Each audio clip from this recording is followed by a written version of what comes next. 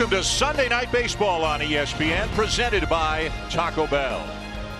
We are in San Francisco, beautiful AT&T Park, for the rubber match of a series between the team with the best record in all of baseball, the happy-go-lucky Chicago Cubs, taking on the San Francisco Giants, who are the leaders in the National League West, and will send Madison Bumgarner to the mound tonight. It's been an interesting series already. On a Friday night, it was the Cubs who emerged victorious as Chris Bryant homered and drove in 4. A tough night for Jake Peavy on the mound for the Giants. Not a tough night for Jake Arrieta. 7 very strong innings, his 8th win of the season. 8-1 Cubbies. Saturday night, Buster Posey, his first home run in 62 at-bats, his 5th of the season, gave the Giants a 4-1 lead. Matt Cain, 6 innings, 1 run, his first win since last July, and the Giants beat the Cubs 5-3. So where do these two teams rank right now? Well, they both rank at the top of their respective divisions. The Cubs with the best record in all of baseball. The Giants 3.5 up on the Rockies in the National League West. Hi, everybody, and welcome to San Francisco. Glad you're with us. Dan Schulman, Jessica Mendoza, and Aaron Boone. The Cubs have actually hit a bit of a speed bump lately. They've lost 6 of their last 10, but Booney, they've still been the class of baseball so far this year. They sure have, and it's really no surprise, guys, because they've dominated in 3 facets of the game. You start with offense. They're second in Major League Baseball in runs per game, and it's kind of an old school American League East feel. A lot of on base, a lot of walks. The power will continue to improve as it heats up in the summer. The starting rotation has been the anchor. They've been consistent time after time, including Kyle Hendricks, best pitching in baseball. The surprise, perhaps, 33 defensive runs saved, leads Major League Baseball. It's been a great defensive club.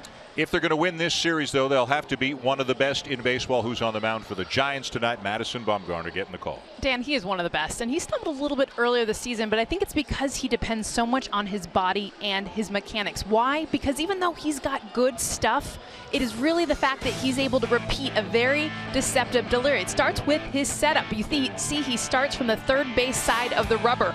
See his lead foot and how he closes it off. It allows him to hide the ball from the hitter. Now look at his hips, his shoulders, and his legs going towards the first base side. That's the crossfire delivery. Even as he gets that front foot down, his momentum still deceiving the hitter that everything is going to be going away to a right-handed hitter. See where the ball is out of his hand. This is a ball. It's in the left-handed batter's box. It's so far separated from his body, and you see the ball path and where it goes. Now this location, a hittable pitch, but because it's a ball out of his hand, it's a ball on its way to home plate, very difficult for hitters to hit him. And although he did struggle early, had a rough spring, 2 of his first 3 starts weren't typical Bumgarner starts. These are awesome numbers. His last 5 starts, 4-0 with an ERA of 1.51. Cubs and Giants, division leaders, down to Buster. Buster, these two teams with very big aspirations for October. Absolutely, Dan, and these two teams have been early season powerhouses. In the last week, I spoke with rival evaluators who say that they can envision these two teams facing off for the National League title in October. The Giants, the closest thing we've seen to a dynasty in baseball in the last 15 years. 3 championships in the last 6 seasons. The Cubs working against their own history, trying to get to where the Giants have been. Now, about the games this weekend, Giants manager Bruce Bochy said, you'd like to think that all games are played the same, but these games have intensity, no question about it. Well, when you're a team that's hung 3 banners in the last 6 years, there will be intensity, there will be expectations. The San Francisco Giants, of course, it's an even year. Does that mean that the likes of Bruce Bochy and Buster Posey will hoist another trophy in October? The Chicago Cubs feel they may have something to say about that, trying to break the curse and win the franchise's first World Series in over a century.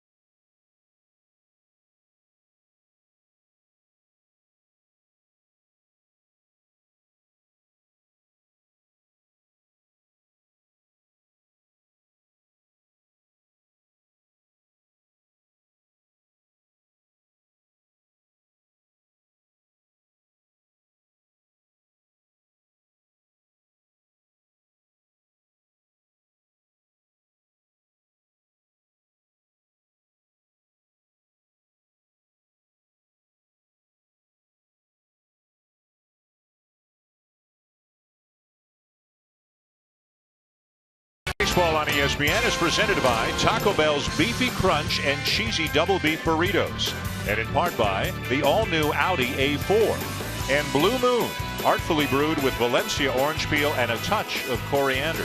Something's brewing. Welcome back to San Francisco. Sunday Night Baseball on ESPN. The big lefty Madison Bumgarner on the mound for the Giants tonight in the rubber match of this 3-game series. Let's take a look now with the Cubs starting lineup, brought to you by Taco Bell. Well, one of the best leadoff hitters in all of baseball, starting it off, Dexter Fowler. He's second in baseball with .445 on base percentage, and he's been continuing that hot streak. 3 for 5 Friday night with a solo home run. But I don't think there's a better hitter in this lineup that better represents what this Cubs team is than Ben Zobrist. The minimal Ks, working counts, and that high on base percentage. 3-time All-Star Madison Bumgarner on the mound for the Giants. Incredible numbers in October over the course of his career. A lot of success in recent starts against the Cubs. Very hot lately. It's all going to Bumgarner's way right now. After, as we mentioned off the top of the show, 2 of his first 3 starts just kind of not typical Bumgarner, and he has talked a lot through the spring and into the regular season about still just trying to get the feel of things, struggling with his mechanics just a little bit. National League hitters are kind of worried for when he might figure it out. Got a 1.51 ERA in his last 5 starts as he starts Dexter Fowler with a strike. The almost was going to be an Oriole, but then decided to re-sign a 1-year deal with the Cubs, and aren't the Cubs happy that he did? After all the success he's had in the first 6-7 weeks of the season, the injury to Kyle Schwarber, allowing Jason Hayward, who's out with an injury right now, but allowing him to play his natural position in right field. And as Jess mentioned, getting on base like crazy.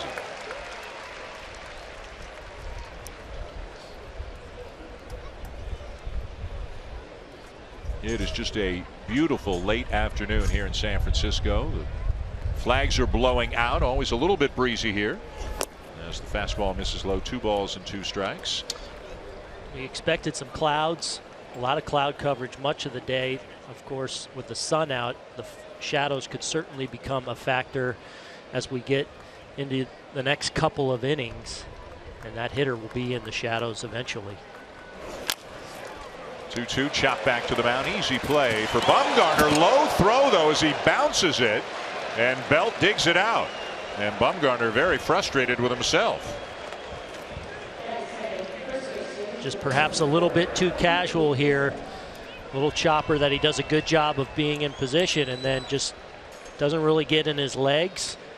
Stays up, and fortunately Brandon Belt, who's an outstanding first baseman, makes a pretty good backhanded pick there to save a disastrous start to the night for the Giants.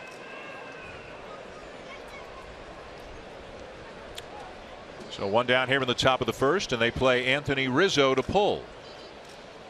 The left-hand hitting Rizzo, who's been really good against lefties each of the last 2 years, has struggled so far this season against lefties, hitting just 167 against them. He is hitting in the 2 spot. Remember, no Jason Hayward. We talked about the injury, so he would normally hit second. Rizzo would normally be 4th, but with no Hayward, Rizzo hitting second. Joe Madden hoping to get him some pitches to hit with Chris Bryant behind him. Yeah, with him struggling and drawing a tough matchup lefty on lefty with Bumgarner, you figure Zobrist maybe nets Chris Bryant a couple of good pitches over the course of the night. And way out on the outfield grass, Joe Panik will make the play. Well, we mentioned the Hayward injury a couple of times already. Let's show it to you. It was a spectacular play made by Jason Hayward on Friday night. Bruce Bochy said he has never seen anybody catch a ball way out there in Triples Alley. Hayward crashed head first into the wall. Joe Madden told us before the game he ran out to see Hayward, and he was worried about head, neck, something like that. It turned into a bruised rib, a tissue injury on his right side, and Hayward is expected back later in the week. Very good news. When you saw him come up, I mean, I remember seeing it live, and you thought for sure it was a more serious injury, especially how he went into the wall. So a lucky break in the sense for the Cubs, the fact that it is only a contusion, and he'll be back this week. 2 down in the inning, and the batter is Chris Bryant. A check swing foul off. And it's 0-2 on Bryant, starting at 3rd base tonight. He's also gotten a bunch of starts in left field, some in right field as well. His versatility has been a huge key for the Cubs this year. And He's homered in each of the last 2 games. He's got 9 home runs, 31 runs driven in on the season already. Pretty good 1-2 punch with Rizzo and Bryant, both very productive hitters.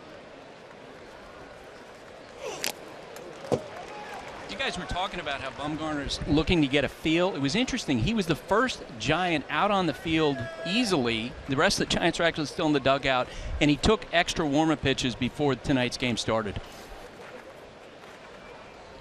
You know, it's hard to quantify what a pitcher means when he says, I just don't have the feel, or the ball's not feeling right coming out of my hand. But boy, the numbers back up that he's doing pretty well the last 5 starts as he bounces the breaking ball and it hits the back foot of Bryant. Well, that's the first curveball we've seen from Madison Bumgarner on the night. He'll use it at times as a first pitch to try and flip it in there for a strike. But then with 2 strikes, we saw him try and get the high fastball past Bryant. Then he tried to back it up by bouncing this breaking ball. Bryant wasn't at all fooled. And as you can see, just hits him on the toe there. And a 1-2 count turns into a base runner now for the Cubs. And a base runner for a very hot hitter. And Ben Zobrist signed a 4-year deal in the offseason to become a member of the Cubs. And he has outstanding numbers, limited sample size, but outstanding numbers against Bumgarner. 5 for 6 in his career. He's hitting for power, hitting for average, drawing walks. He's a switch hitter. Just helps a team in so many different ways. You know, one thing about Bumgarner is Jess talked about that crossfire.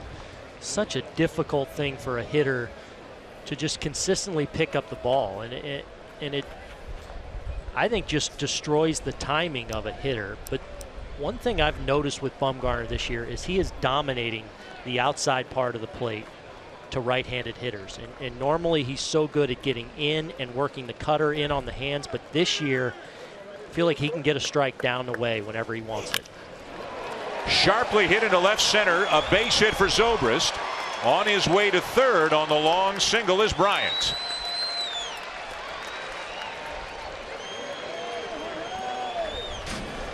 Here is a look at that motion as Ben Zobrist continues his hot hitting and continues to really own Madison Bumgarner. He tried to climb the ladder here and go up around the letters as you see that crossfire, and this pitch intentionally thrown up around the letters.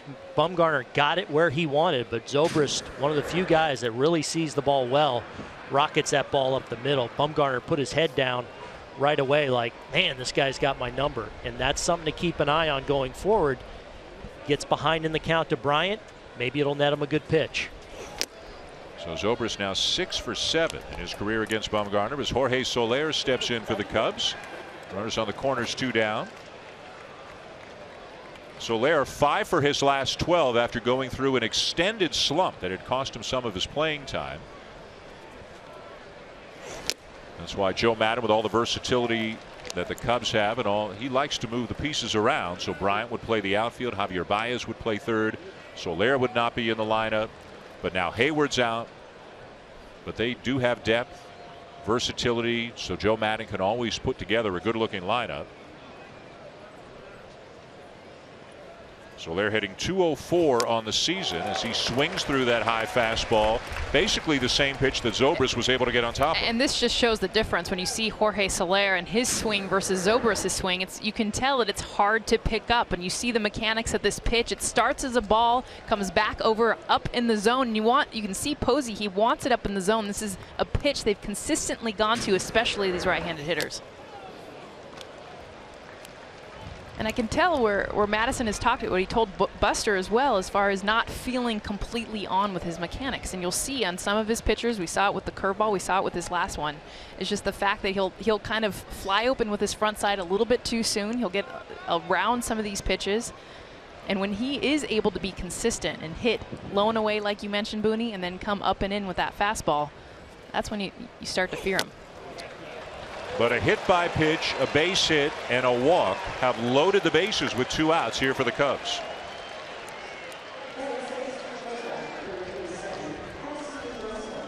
And this is where, when he is on, he's commanding. And you see his mechanics. He's got that crossfire. That ball is so far away from his body, out of the hand right there. That is a ball automatically. So he's not going to get a lot of chases unless he brings this pitch back out of the zone. Look at from the hitter's vantage point.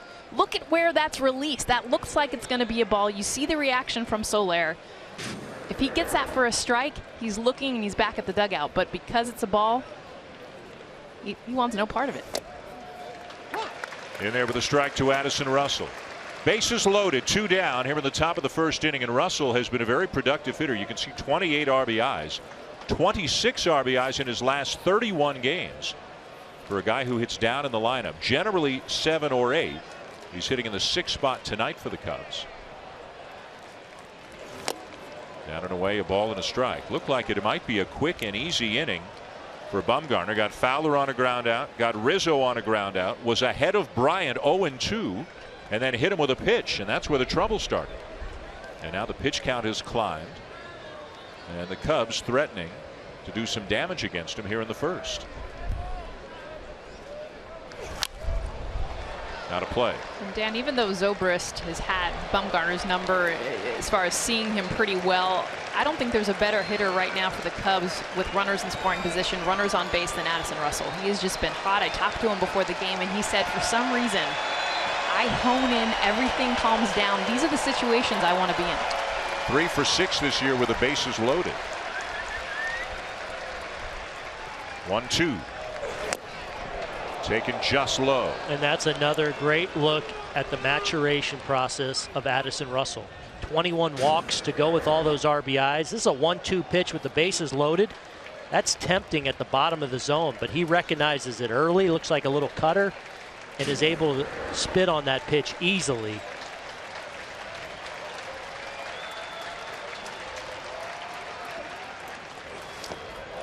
Bounces in a curveball. The count is full.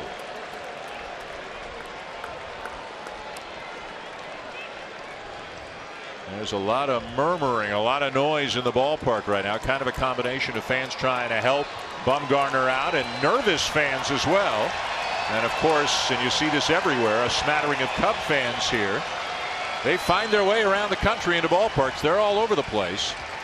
There's a fair bit of blue in the ballpark tonight. Big pitch coming here in the very first inning.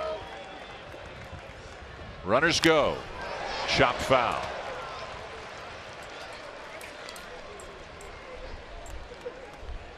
26 pitches now for Bumgarner, and you see there with his back against the wall a little bit, he goes to what's been a bread and butter spot. That down the way, he went with the cutter there to the outer half. That's a pitch this season that he's felt really comfortable going when he needs to get a strike.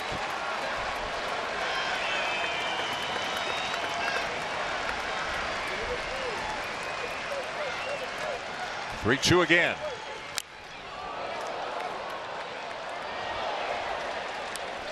You know, Booney, I feel like if he can locate that pitch on that bottom corner of the outside part of the plate, that is a tough pitch for Russell to hit. You saw him weakly foul it off. If he gets it up in the zone, I think that's when it becomes a more hittable pitch. But if he can locate and command that lower half, especially against Russell right now, he gets him out. A lot of drama here in the top of the first. Bumgarner in a real battle with the Cubs early. 8th pitch of the at-bat. And the inning is over. He had to work hard, expend a lot of energy, but Bumgarner gets out of it.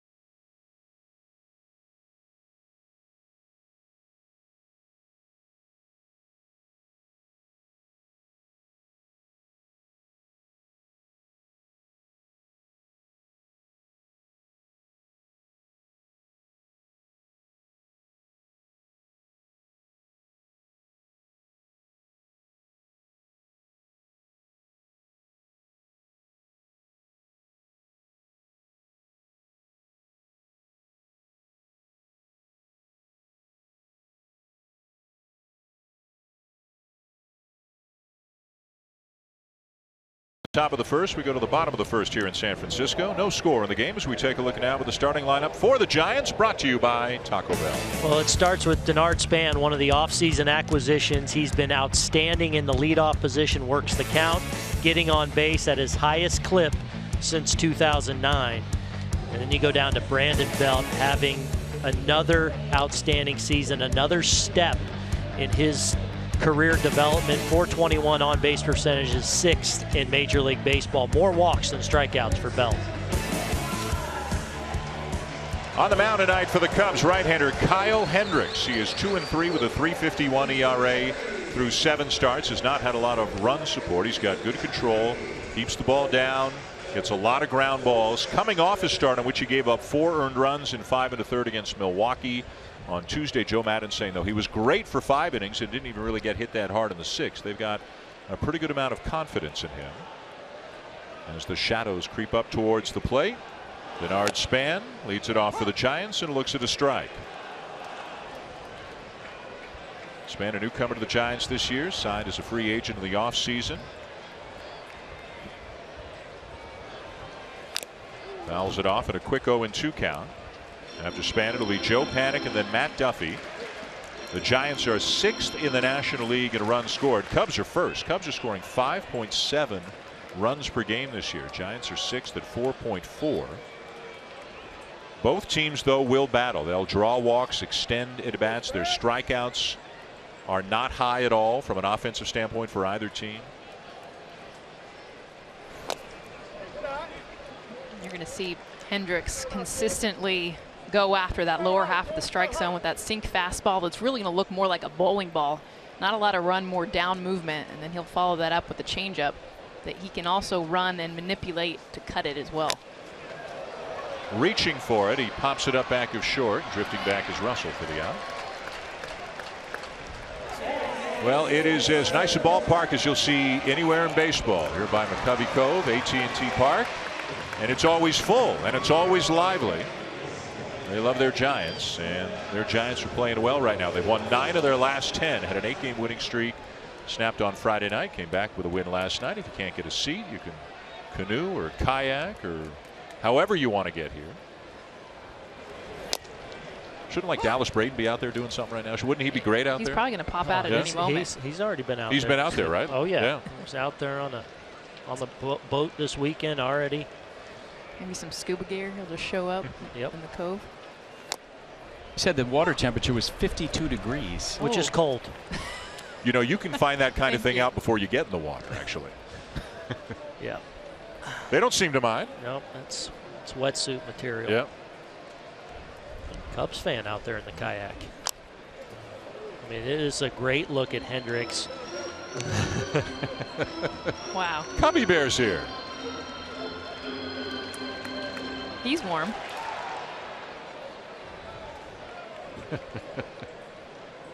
I think that's Braden. Could be. Fastball outside to Panik. The ball in 2 strikes. All right, now we've seen all pretty much sinkers and changeups from Hendricks. There's the first 4-seam fastball at 90 miles an hour right there. Straightened it out, tried to just dot it on the outside corner, but now he'll probably go right back to that changeup or that sinking fastball at the bottom of the zone. Ooh, tried to go a little Greg Maddux with the front hip. Start it and bring it back. He didn't get enough side-to-side action on it. He is very good at getting north and south action on that very good sinker, why he gets all those ground balls. Cubs had a remarkable streak snapped in last night's game. Their starter had gone 5 or more innings in every game this season until John Lester did not get out of the 3rd inning last night.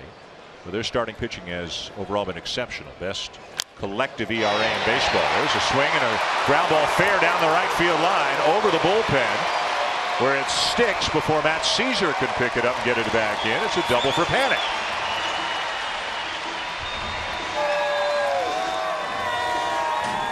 Panik does a good job with this changeup. Watch him just kind of keep the barrel in the zone. The pitch kind of running away from him, and he gets his barrel out enough, kind of gets around it. But he's able to drive it down the line for a double. And that's something Hendricks, if he's going to use that changeup, especially the one that runs away to these lefties, going to make sure to get it off the plate enough to where Panik can't get a barrel on it. Here's Matt Duffy now. Runner-up for Rookie of the Year last year behind Chris Bryant of the Cubs. Has not been able to duplicate the kind of success he had a year ago. Hit .295 last year. Hitting .237 now. At home, much better. But struggling lately. 7 for his last 46. He's hit in a bunch of different spots in the lineup. Remember, no Hunter Pence in the lineup tonight for the Giants. He's got a bit of a nagging hamstring issue. So Gregor Blanco's getting a start in right, and Matt Duffy is hitting in the 3 spot, which he sometimes does even when Pence is in the lineup.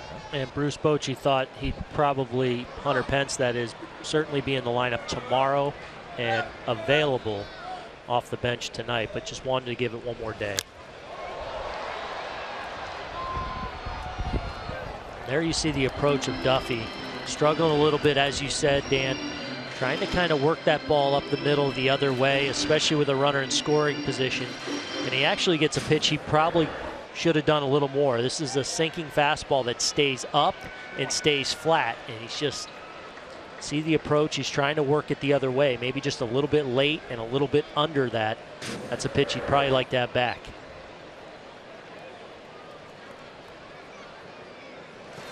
Down and away, ball 3.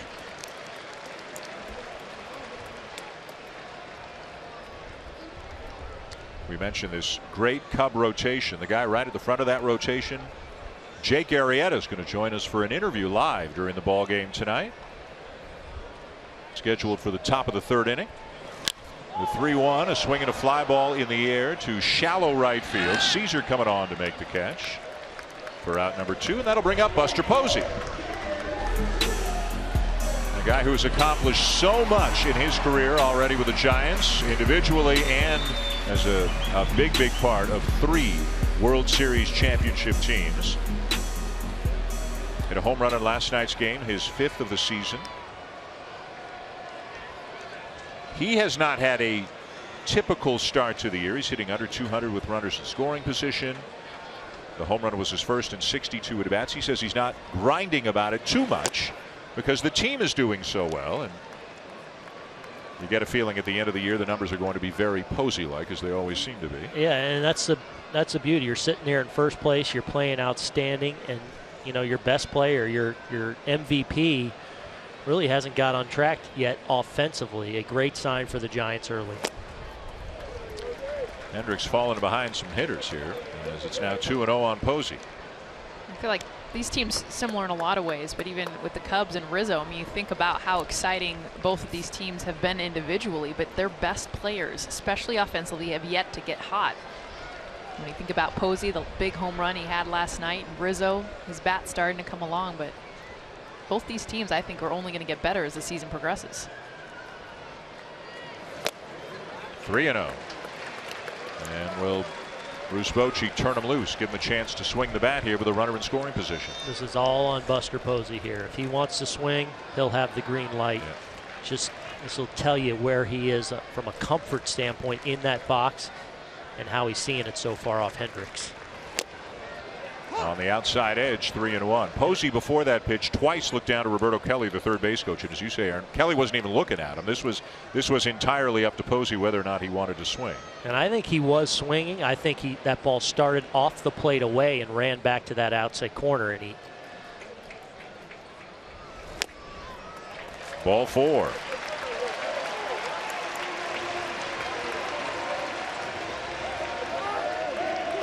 So just like Bumgarner in the top of the first, Hendricks throwing a lot of pitches here in the bottom of the first.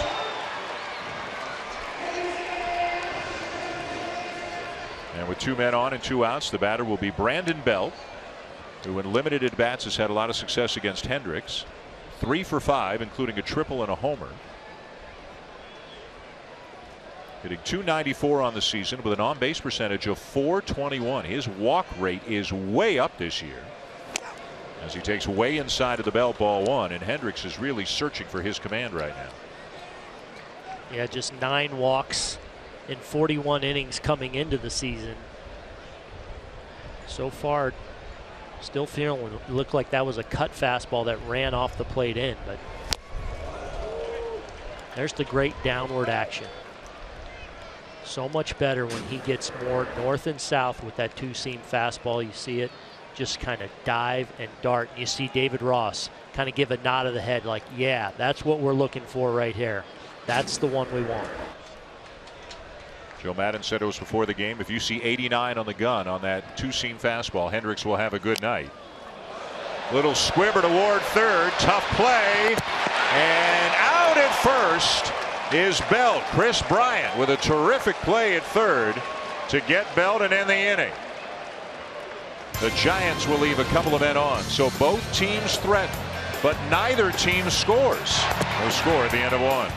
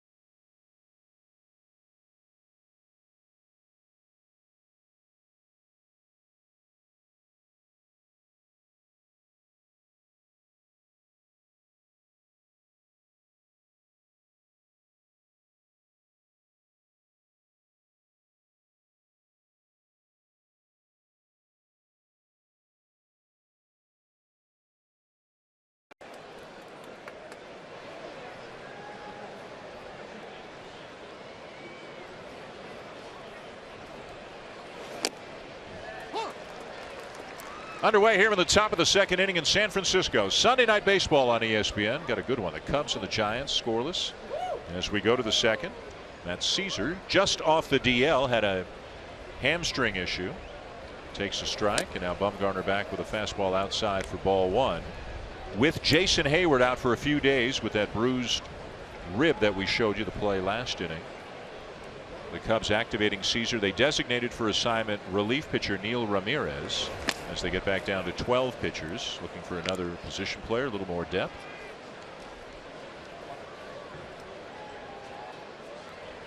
After Caesar, David Ross, and then the pitcher Kyle Hendricks here in the second inning for the Cubs, who own baseball's best record at 29-12 despite losing 6 of their last 10. Now you see the shadows starting to creep over the Cubs hitters right now, and talked about earlier the deception that Madison Bumgarner already has of the angles he creates, but now you're pitching from sun to shadow. Has another layer of difficulty. Definitely don't want to be in the batter's box right now.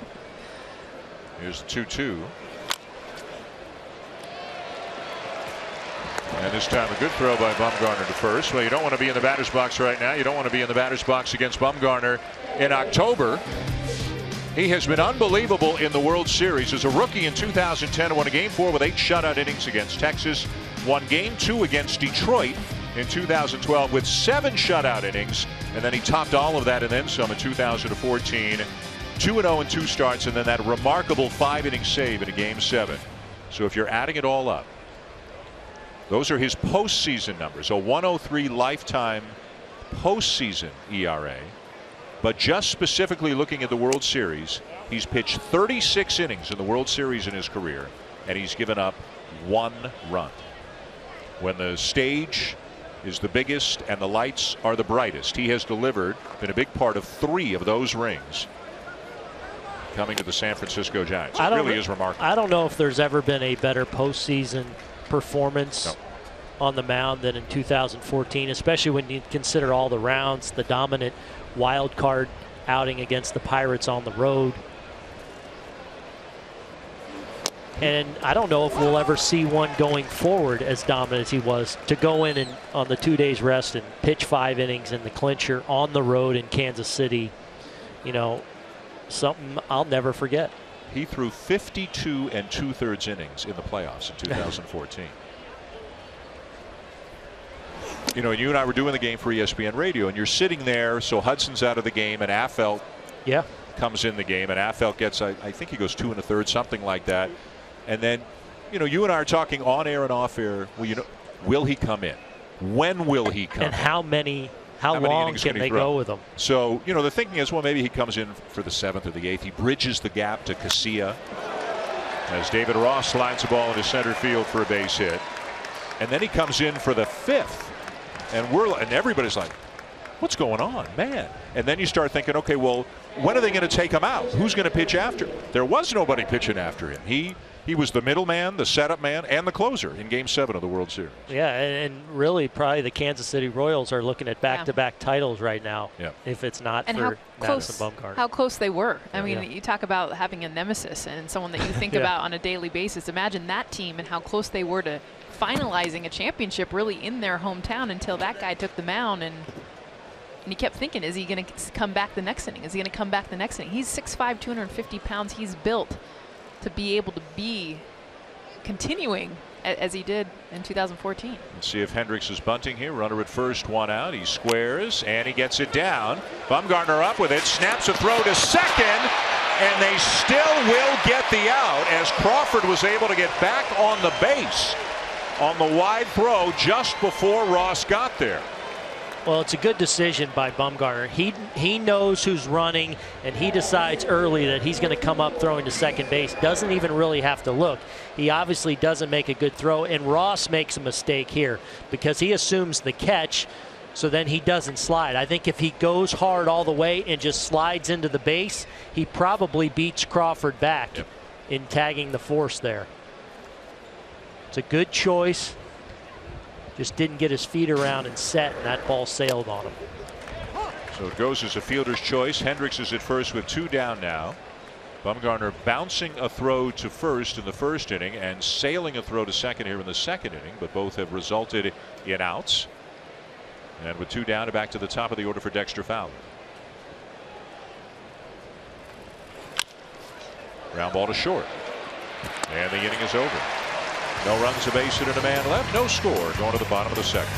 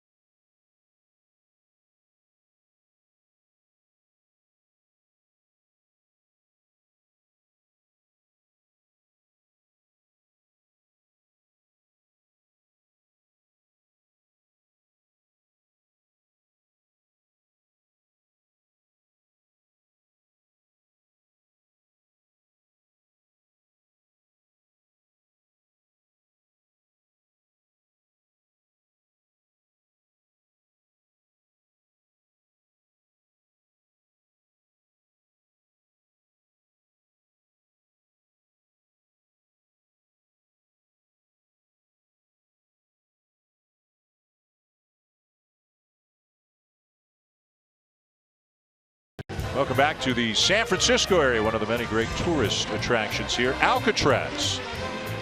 Great audio tour. You've done it, Jess, but Aaron, you have not done it? Nope. So we're going in July, right? We're going in July. Right. We're here in July, right after the All-Star break. Right before the All-Star break. We might keep Right before Aaron the All-Star break. Yep. Aaron might not leave. We might lose Aaron Lock from the me All-Star up. break. Well, they get their hands on Braden. That's a whole other story. Bottom of the second, no score here at AT&T Park. Brandon Crawford, Gold Glove and Silver Slugger Award winner last year. Swing and a miss, and it's 0-1. 0-2, rather. After Crawford, it'll be Gregor Blanco and then Madison Bumgarner. The pitcher hitting in the 8th spot, as Bumgarner often does for the Giants, especially when Angel Pagan is healthy. He'll bat 9th, kind of that back-to-back speed and leadoff hitter situation. Close pitch misses just inside. And you saw Hendricks there kind of shake his head a little bit like, I executed that pitch the way I wanted. K-Zone had it running back and catching that inside corner.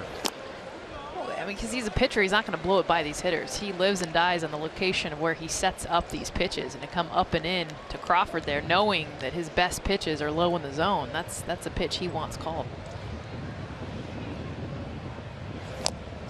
And a swing and a miss. First strikeout of the night for Hendricks.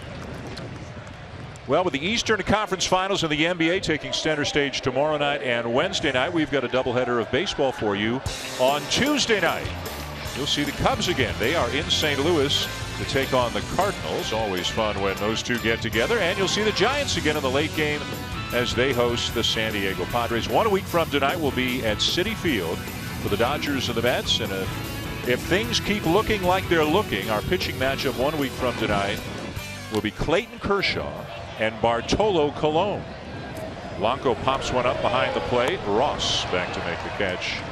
2 down. Kershaw is scheduled to start for the Dodgers tomorrow.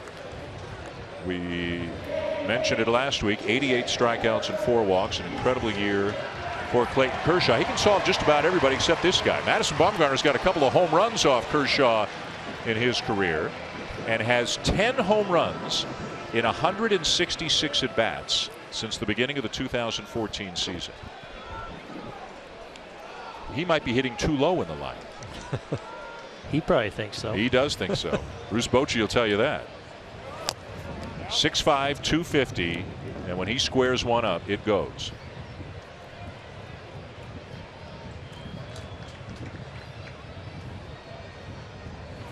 I love that he's got a leg kick. I remember just talking to him, and he used to be someone that just up foot, down foot, like, you know, a pitcher trying to hit. Now he knows he's got the power. He gets into his legs. 250 pounds. He doesn't even need the leg kick.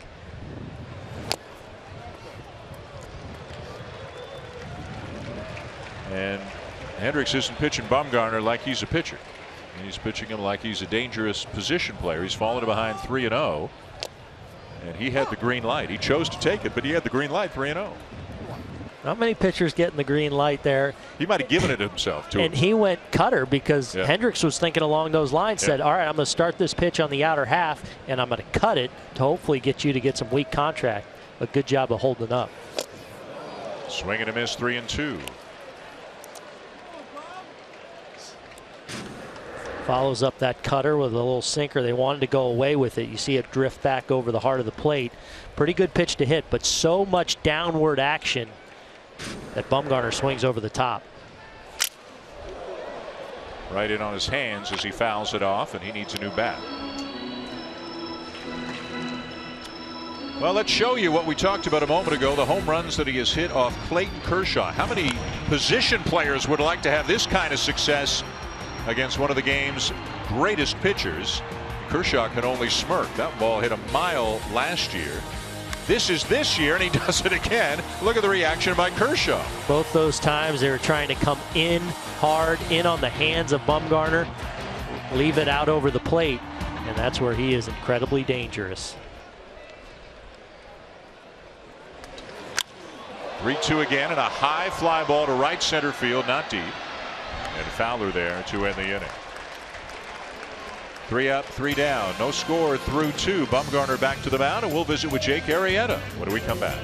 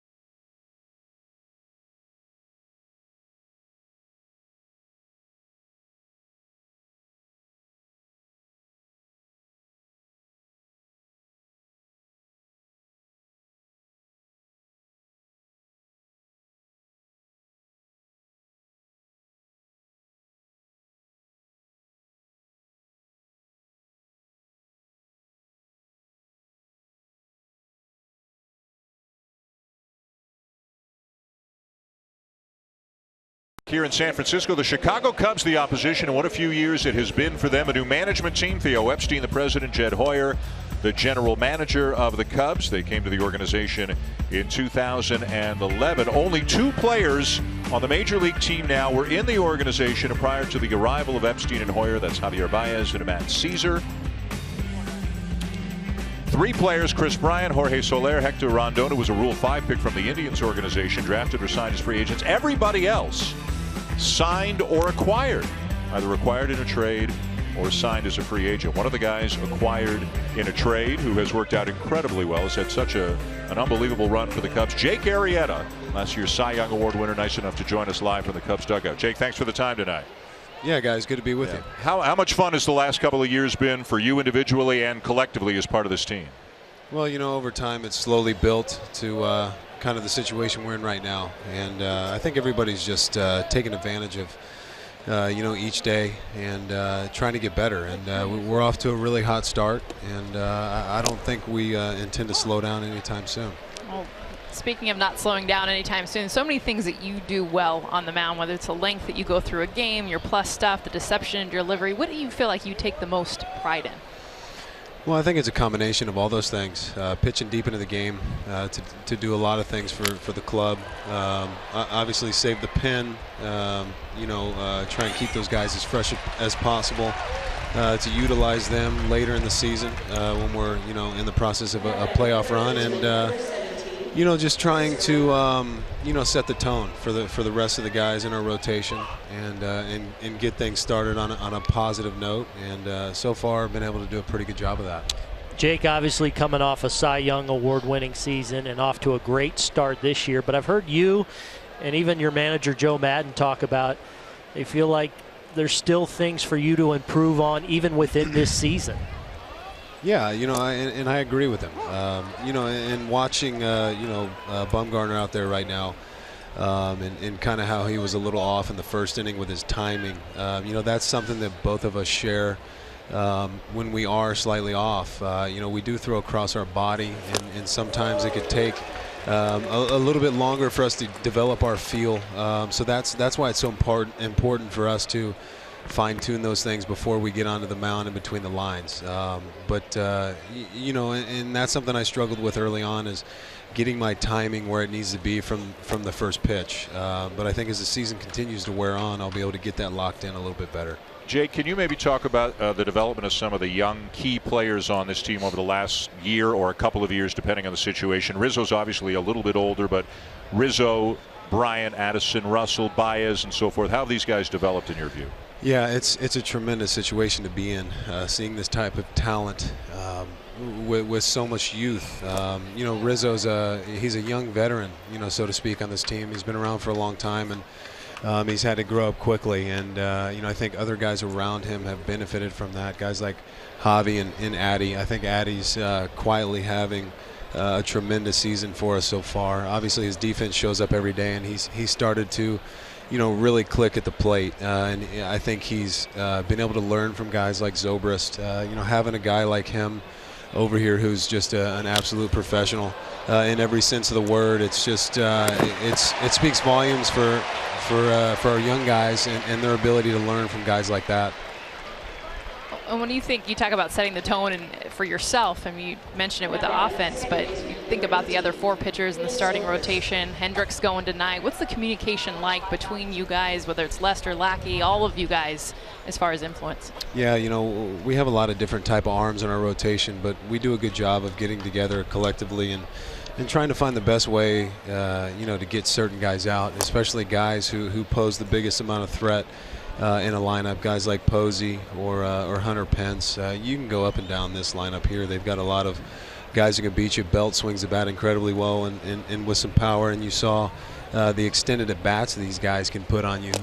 Span had a really long at-bat against me on Friday, I think in the 3rd or 4th inning, and then he did the same thing to lead the game off yesterday against Lester. So being able to communicate with the guys as a staff and get an understanding of what guys like to attack as far as pitches that we offer and what they're not necessarily as efficient at. So you know, those are little things that we have conversations about throughout the day, and you know, try and put something in the other guys' minds that they can utilize when they get out there. Next start for Jake Arrieta Wednesday night in St. Louis. Jake, thanks for joining us tonight. We appreciate it. You got it, Thank guys. you, Jake. Thanks a lot. He is following up on last year. If you can possibly be as good as he was last year and then be better the next year, Jake Arrieta is doing that. 29 consecutive starts, allowing 3 or fewer earned runs. That's a major league record. The Cubs have won his last 22 regular season starts, obviously going well back into last year. He kind of really turned it on in about June of last year, and he shows no sign of letting up at all. And I love his relatability right now to Madison Bumgarner, the fact that he's watching him very in tune with his feel, his timing, and the fact that he brought up both of them using their deception and their body to be successful. Crawford deep in the hole. Strong throw on the money to get Zobrist and end the inning. A terrific play by the Gold Glover Brandon Crawford.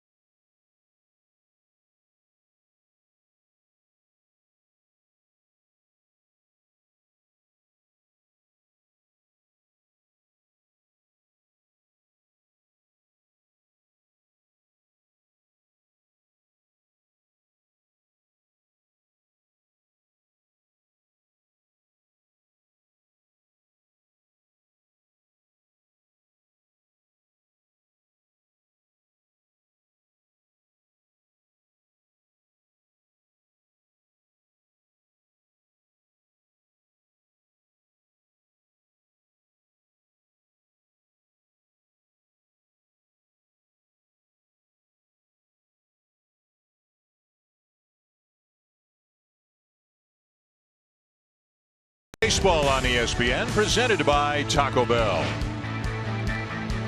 Beautiful night, beautiful ballpark. Bottom of the third inning, no score between the Cubs and the Giants in the rubber match of this 3-game series. Some nice defensive plays already being made tonight. Here's Angel Pagan leading off the third for the Giants. Sat out last night's game, had a little lingering soreness in his hamstring after missing 11 games a little bit earlier in the season with that. So Bruce Bochy gave him a night off last night. He's back in. Hunter Pence still out with his hamstring issue tonight. Pagan, who didn't like that call at all, used to be a center fielder and a leadoff man. Now he's a left fielder and a number 9 hitter, with Denard Span signing with the Giants in the offseason. He was on a tear early before the hamstring injury, but has not swung the bat nearly as well since he has returned. You know, I've been watching him this last week, though, and he's gotten a couple hits on just slapping the ball, putting in play, using his legs, getting down the line, and I think that's where him in this 9 spot is so perfect for this team, because he's really just a good table setter. He's got the speed, he's got a high contact rate, he's not afraid to put the ball in play.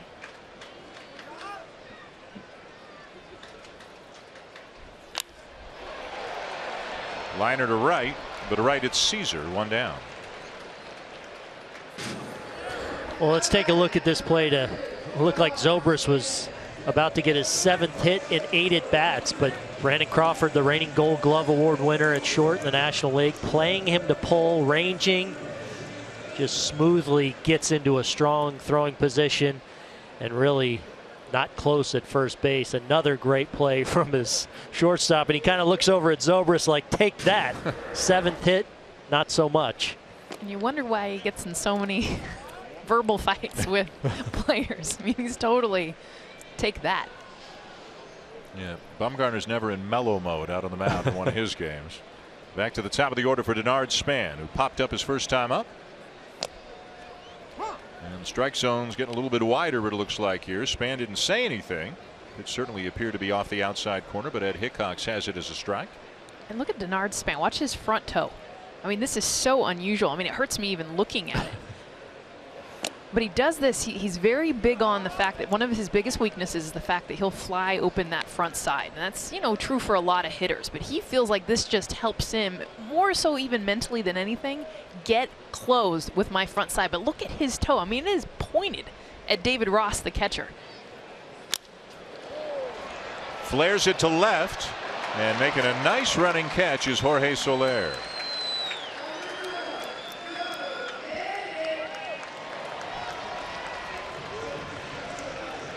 Sunday Night Baseball on ESPN, presented by Taco Bell, is brought to you by Disney's Alice Through the Looking Glass, in theaters at IMAX 3D this Friday. You guys been to Pier 39? I have. I went to school up here. You went to school here. 6 years of San Francisco enjoyment. Crickets from the guy to your right. I've been there. Oh, you've been there? Oh, yeah. Speak up. I love it up here. It's great. Even though you're a SoCal guy, you're a SoCal, but love coming to visit the city by the bay. 2 outs. Here's Joe Panik. Panik doubled into the right field corner his first time up. That's the only hit of the night so far for the Giants. Best opportunity in the game came in the top of the first when the Cubs loaded the bases with 2 outs against Bumgarner, but then he struck out Addison Russell to end that threat. There's that 2-seam fastball running back over the inside corner for a called strike. And Hendricks, who I think's only thrown 1 breaking ball tonight. It was a pitch to Angel Pagan that he bounced with 2 strikes. Remarkable to see a guy that's 87, 88 typically with that sinking fastball. Location, location, location. And that ball's going to drop in. Boy, talk about location. Joe Panik couldn't have thrown it into right center any better. 4 Cubs were there. Nobody could make the catch. Well, they came back into that same spot. That 2-seam fastball that he tried to run to the corner, and he's able to tie up Joe Panik. And I don't know if Caesar just doesn't see this very well. Kind of watching Ben Zobrist, who gets turned around a little bit, and then it turns into the perfect location. And Joe Panik, after doubling, has now picked up his 2nd hit on a pitch that Kyle Hendricks really executed well. This is where you see the stadium by the bay hit a high fly ball in that wind. Now Matt Duffy, first pitch swinging, sends it to deep right field, but Caesar runs it down to end the inning.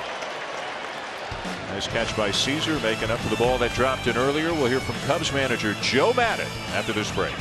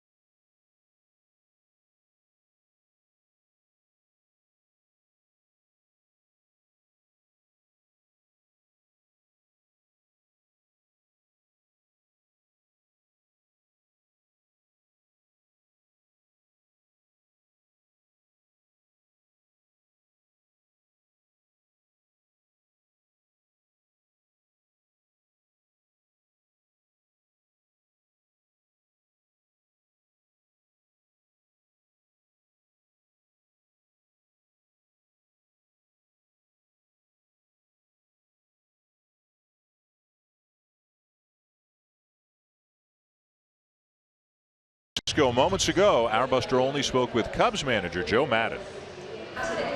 Joe, in the first inning, we saw the inning end. Chris Bryant making a great play, charging a ball, throwing to first base. How has his defense improved in your eyes this year?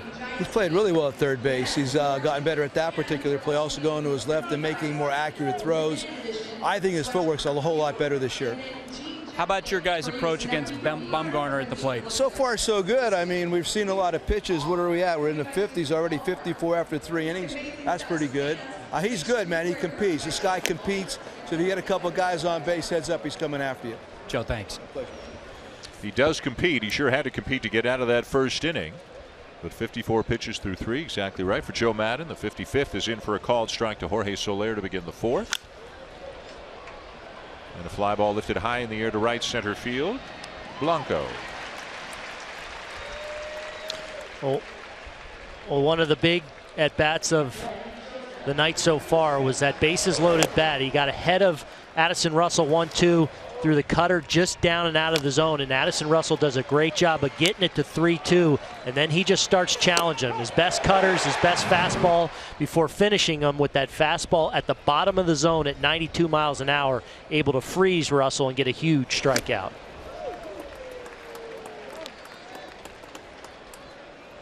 Especially bases loaded, and you've seen it. He really hasn't. Madison Bumgarner hasn't had the real feel and timing consistently every pitch. You'll see a few he'll miss in the dirt, off the plate, but then he'll come back and find it when he needs it most.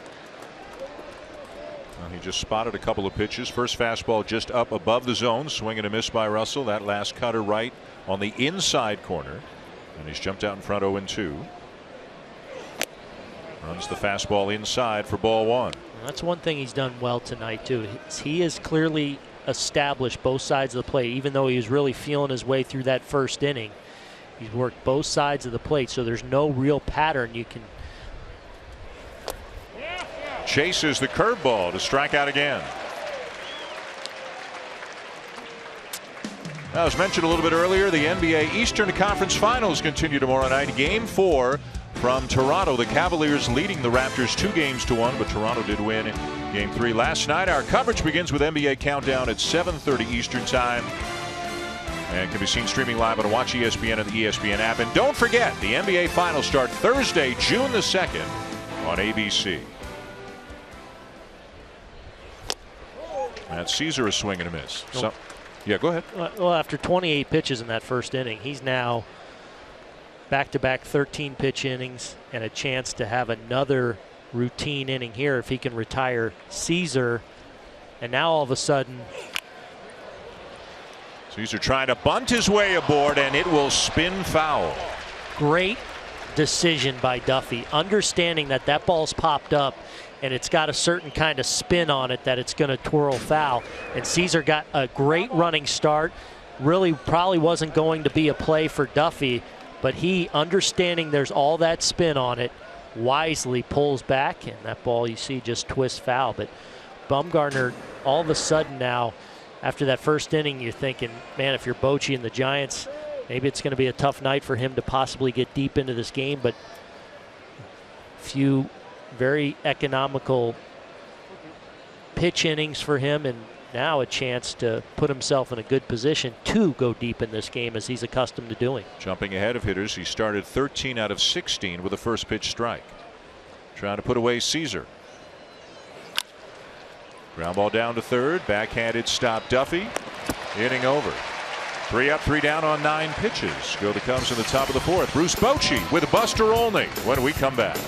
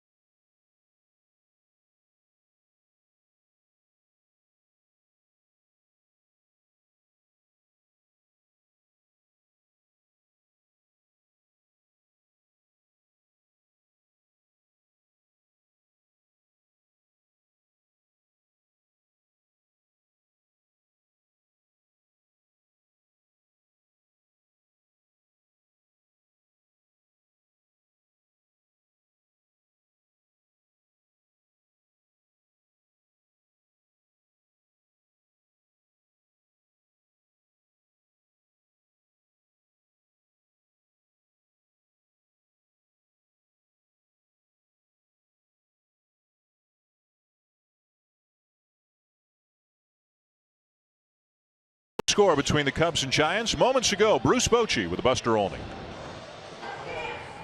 Bruce, what kind of adjustment did you see Madison make in that first inning into the second inning and so on? Yeah, I just think he got in a better rhythm there. You know, like a lot of good starters that first inning, they're trying to get settled in, and but he made a huge pitch with bases loaded 3-2, and can't make a better pitch than that. So it looks like he's getting settled in now. He had a 3-0 count at one point. Did you give him the green light? What was you thinking? Yeah, no, he had the green light. You saw him start to swing, but he made a good pitch on him. Now, I usually give him the green light. You know he's going to get his swings in. Bruce, thanks. He is going to get his swings in. Might see him this inning. It'll be 4, 5, 6. Posey, Belt, and Crawford. Bumgarner in the 8th spot against Kyle Hendricks, who's been sharp. And that's just, I feel like, a little insight. Bruce Bochy, Joe Maddon does this so well. I feel like we have two of the best managers in baseball that really allow their players to be who they are. And he had a big smile on his face. Of course, he's going to get his swings in 3-0. I think that's probably one of the biggest assets that they bring. They don't try to micromanage their players. A quick 0-2 count on Posey.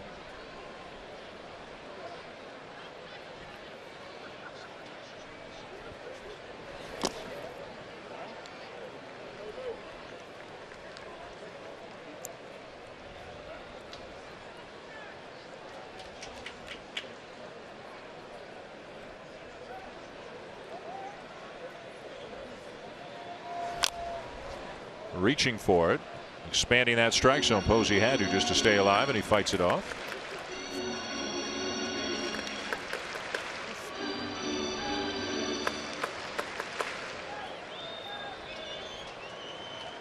Well, even with the Cubs losing 6 of 10, they've still got a 6.5 game lead on the Pittsburgh Pirates. 7.5 up on the Cardinals. The Cubs going to St. Louis to start a series tomorrow night. The Pirates were postponed today. Couldn't get their game in at home against Colorado. Cardinals lost today 7-2 to Arizona. Zach Greinke pitched well, picked up the win. Roller down to third. And Posey is retired. Some of the other stories around the majors today. How about Jackie Bradley Jr.? He has extended his hitting streak to 27 games. Jose Bautista's been hitting leadoff for the Blue Jays the last 4 games as they try to ignite the offense. He's got 3 home runs in those 4 games. And what in the world is going on with Giancarlo Stanton? Now today he did get a hit. He was 1 for 4 with 2 strikeouts. Coming into this game today, he had struck out 15 times in his last 17 at bats. One of the most feared hitters in the game. Bryant playing well off the line and ranging to his left makes the play to retire Bell. Well, you heard Joe Maddon talk about all the things that Chris Bryant's doing better this year at third base. The bunt play, we saw him make an outstanding play on a bare hand, but he talked about his first step quickness and footwork to his left. That's not an easy play right there, but showing you for a big man a lot of athleticism.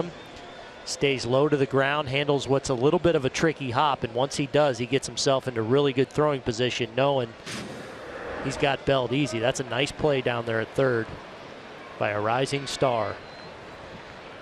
2 down, and here's Brandon Crawford. Struck out his first time up.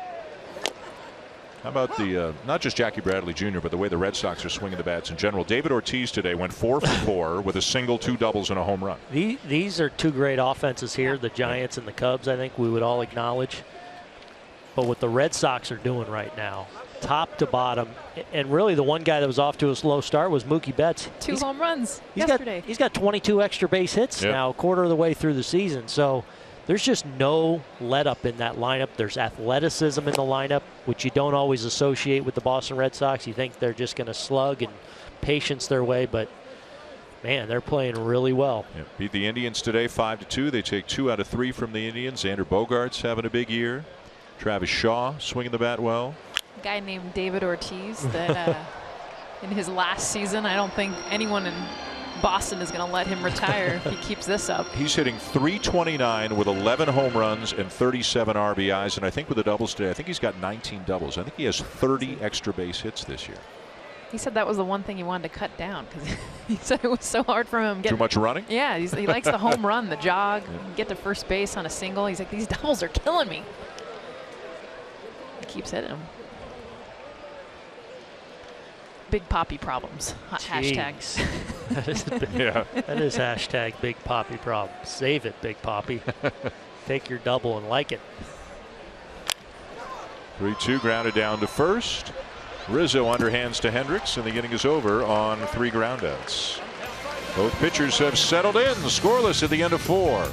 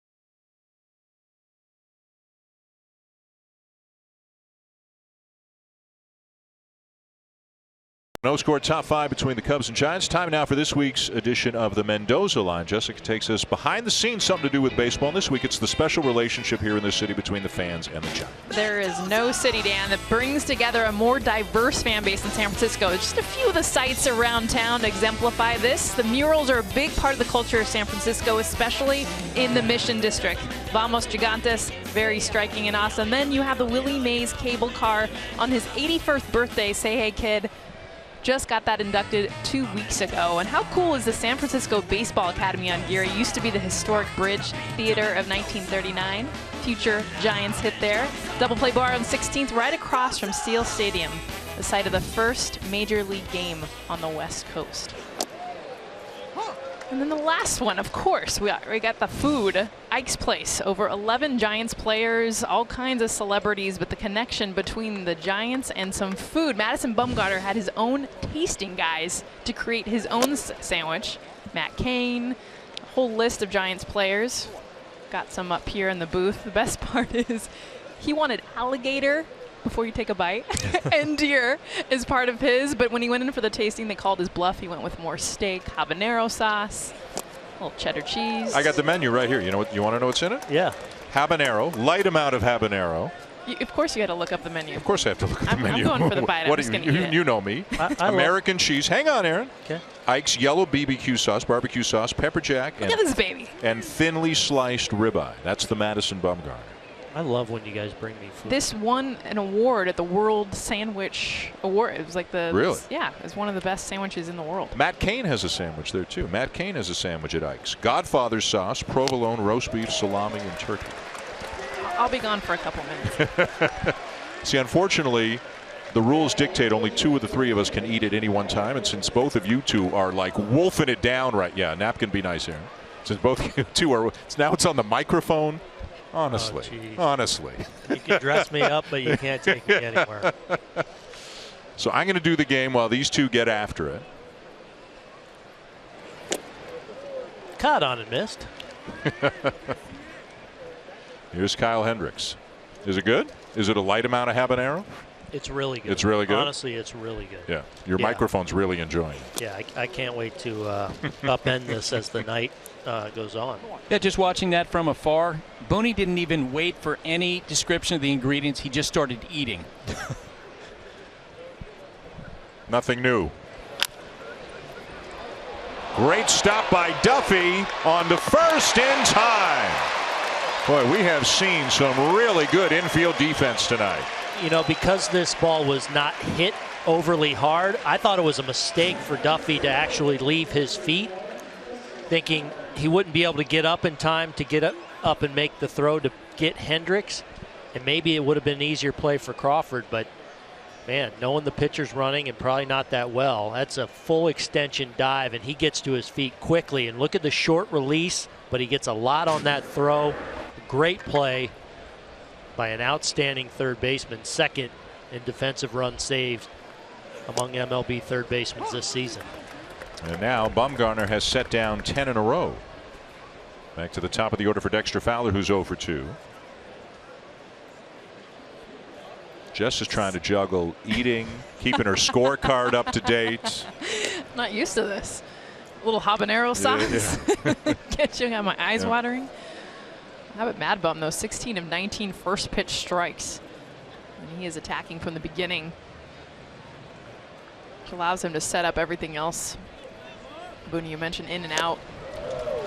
Yeah, I mean, he's been all over the zone. And when you talk to Bruce Bochy or you watch Bumgarner's starts, he uses all 4 quadrants as good as anyone in the sport.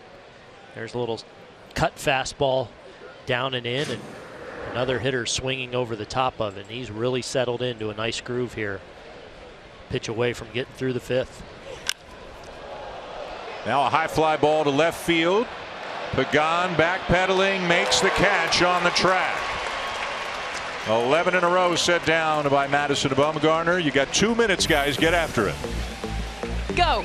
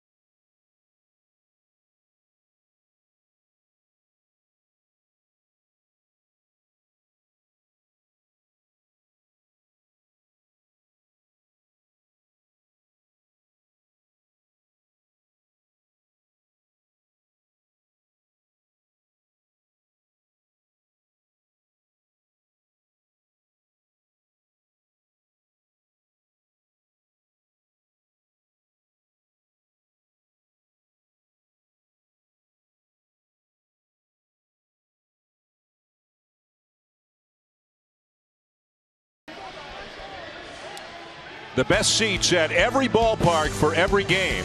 Visit MLB.com/tickets today. Good pitchers duel here in San Francisco. Cubs and Giants. And no scores. We go to the bottom of the 5th. And whatever the world record used to be for a trio of people wolfing down a Madison Bumgarner sandwich in 2.5 minutes, I think we just crushed it. Oh, yeah. Tonight. In the market for a toothpick. Gregor Blanco leads off the inning for the Giants with a pop-up tonight. He's now 3 for his last 33. A guy who over the years has been a semi-regular, usually getting in the neighborhood of about 400 at-bats for the Giants. But with the acquisition of Denard Span, the signing of Span, they've got Pence, they've got Pagan, so Blanco really more of a 4th outfielder this year. But with Pence out with a hamstring problem, he gets a start tonight. Pagan waiting in the 9 spot, 2 spots away. Bumgarner's on deck right now. No runs, 2 hits, no errors for both teams tonight. Bumgarner was retired on a fly ball to center his first time up.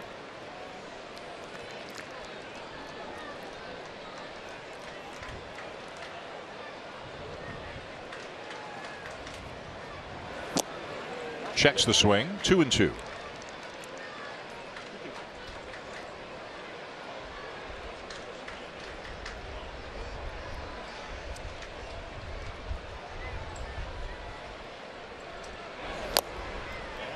And that changeup drops down and away for a full count. Good job there by Blanco after they came right back, followed up the last changeup down and away. That one they started on the plate around the knees, and really the bottom fell out, but a good job of laying off and extending this at bat. Trying to get that lead man on in front of Bumgarner here in a nothing game.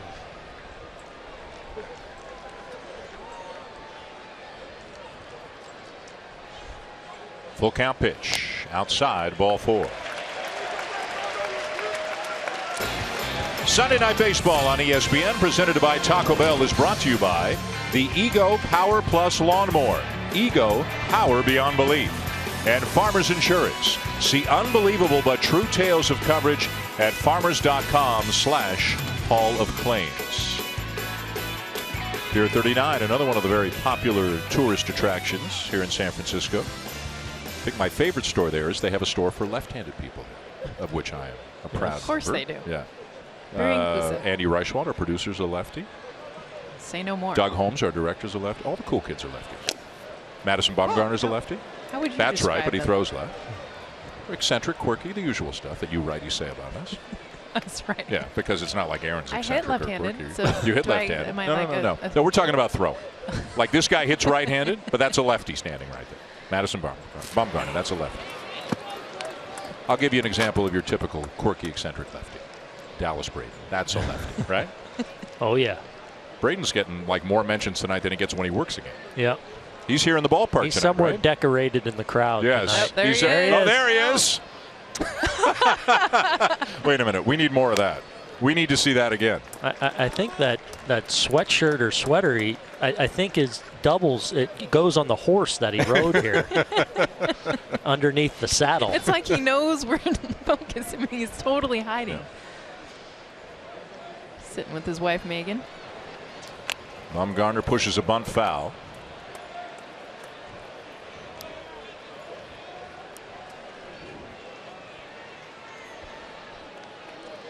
So now with the count 1 ball 2 strikes, Bumgarner will look down to Roberto Kelly. Some pitchers automatically you'd probably still keep it on. It is far from automatic with Bumgarner up that he'll be trying to bunt.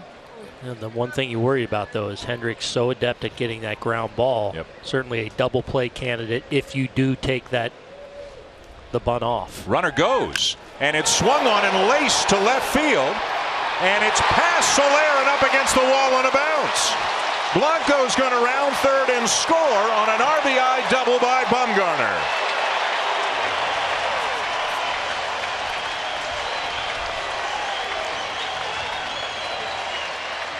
Well, I love what Bruce Bochy did here, understanding that this now becomes a good double play situation with 2 strikes because of the ground ball.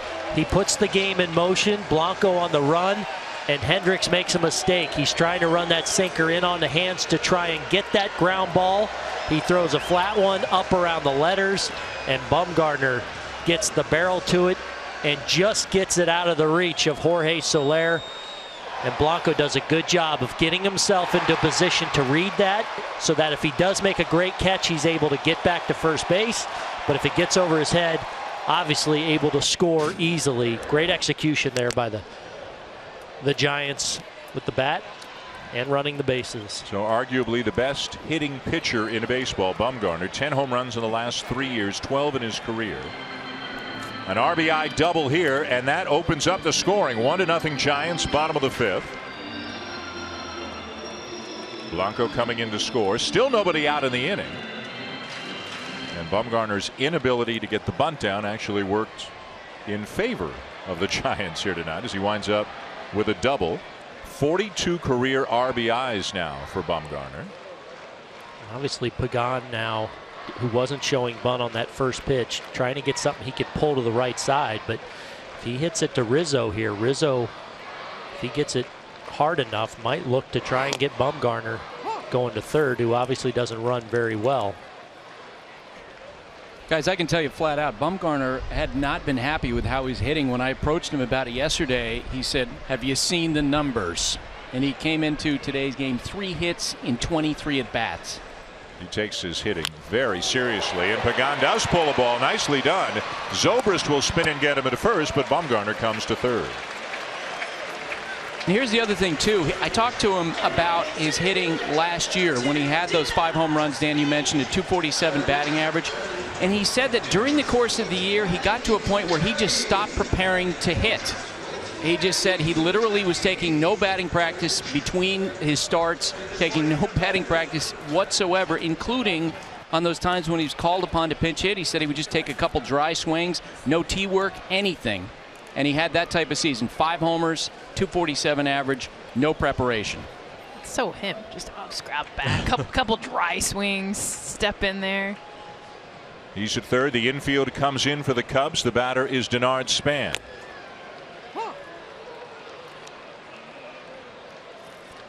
Roberto Kelly relaying the signs to Span at the plate, and then got his hand on the shoulder of Bumgarner, telling him what the sign is down at third. Strike away there. Look for him to maybe try and crowd and get in on the hands to keep Span from getting that ball in the air. Which is exactly what he did, and he gets a fly ball into shallow right field. Caesar charging in, makes the catch, and too shallow for Bumgarner to try to come home. Really good execution there by Hendricks, who after getting that first pitch strike on the sinker away, goes to the cut fastball and locates it perfectly on the hands where you want to go to keep him from hitting too far a fly. And you see right on the corner there, and that gets in on the hands, and really no chance for Bumgarner to challenge Caesar as that ball is in shallow right field. But real nice execution by Hendricks, who needed an easy out there. Hendricks has pitched extremely well. The only run coming here this inning because of the Bumgarner double as Chris Bosio, the pitching coach, makes his way to the mound.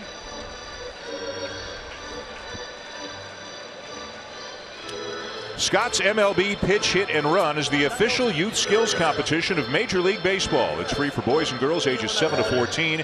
Play your way to the national finals and have the chance to compete during All-Star Week in San Diego. Find a local competition in your area at pitchhitrun.com. That's a sweet Giants jacket right there.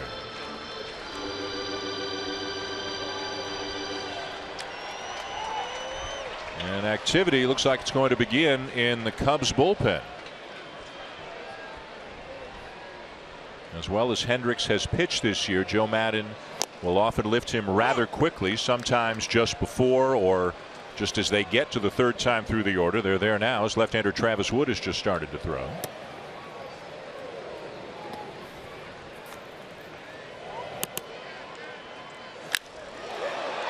To left. And that'll end the inning. But we have a run in this game, and it belongs to the Giants, and it comes courtesy of an RBI double from Madison Bumgarner.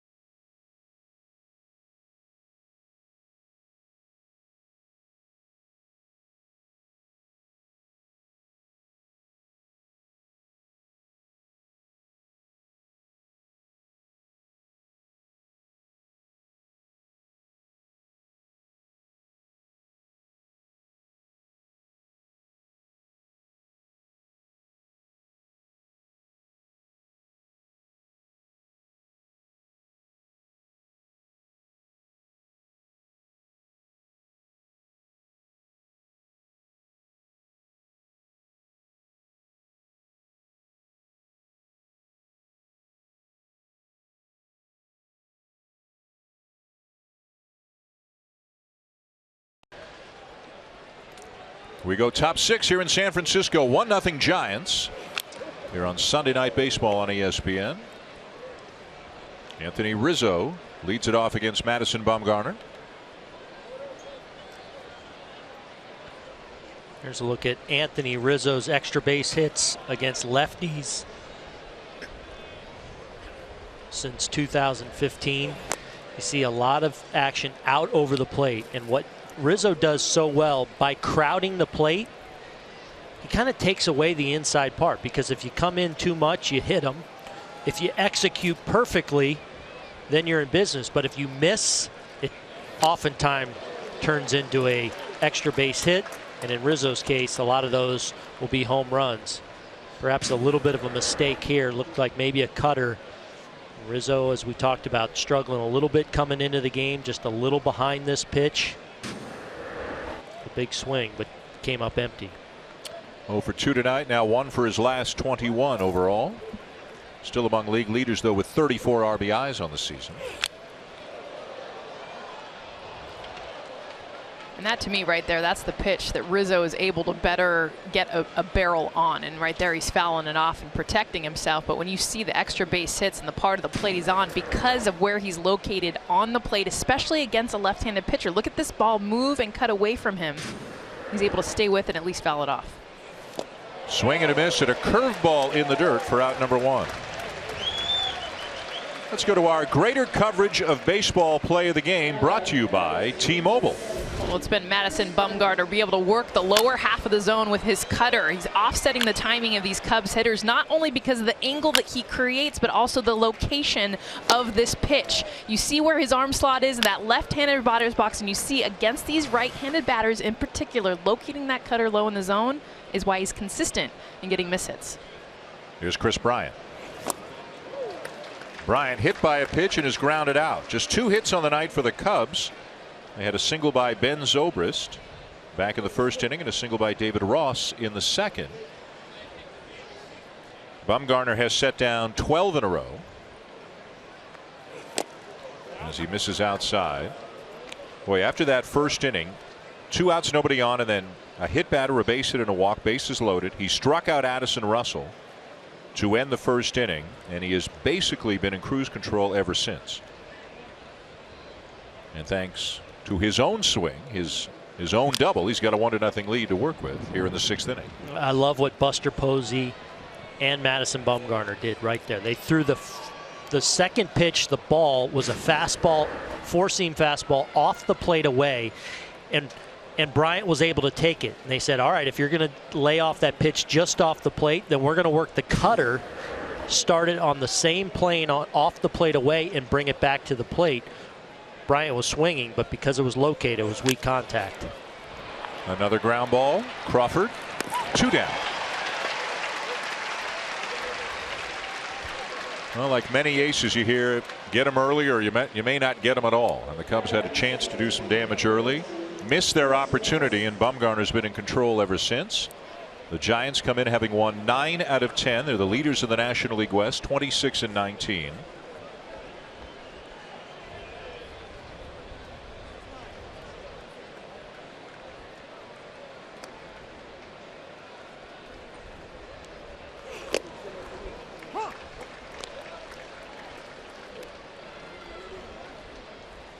The Rockies right at 500. They were rained out today. They're 3.5 back. The Dodgers have been struggling. They're still going. They're in the top of the 15th inning right now in San Diego, tied at 5. The Padres tied it up in the bottom of the 8th, and they're still going in the 15th inning. Padres are here to open up a series with the Giants starting tomorrow. Yeah, Ross Stripling, who was supposed to pitch on Tuesday, just went in the game for relief for the Dodgers, who, by the way, today's deficit as of this morning, 4.5 games, the largest for them since June of 2014. Tough times for the Dodgers right now with the Giants in the lead in the NL West. Backhanded stop, panic, sets his feet, fires, and gets him to win the inning. Another 3-up, 3-down inning. It is 1-0 Giants here in San Francisco.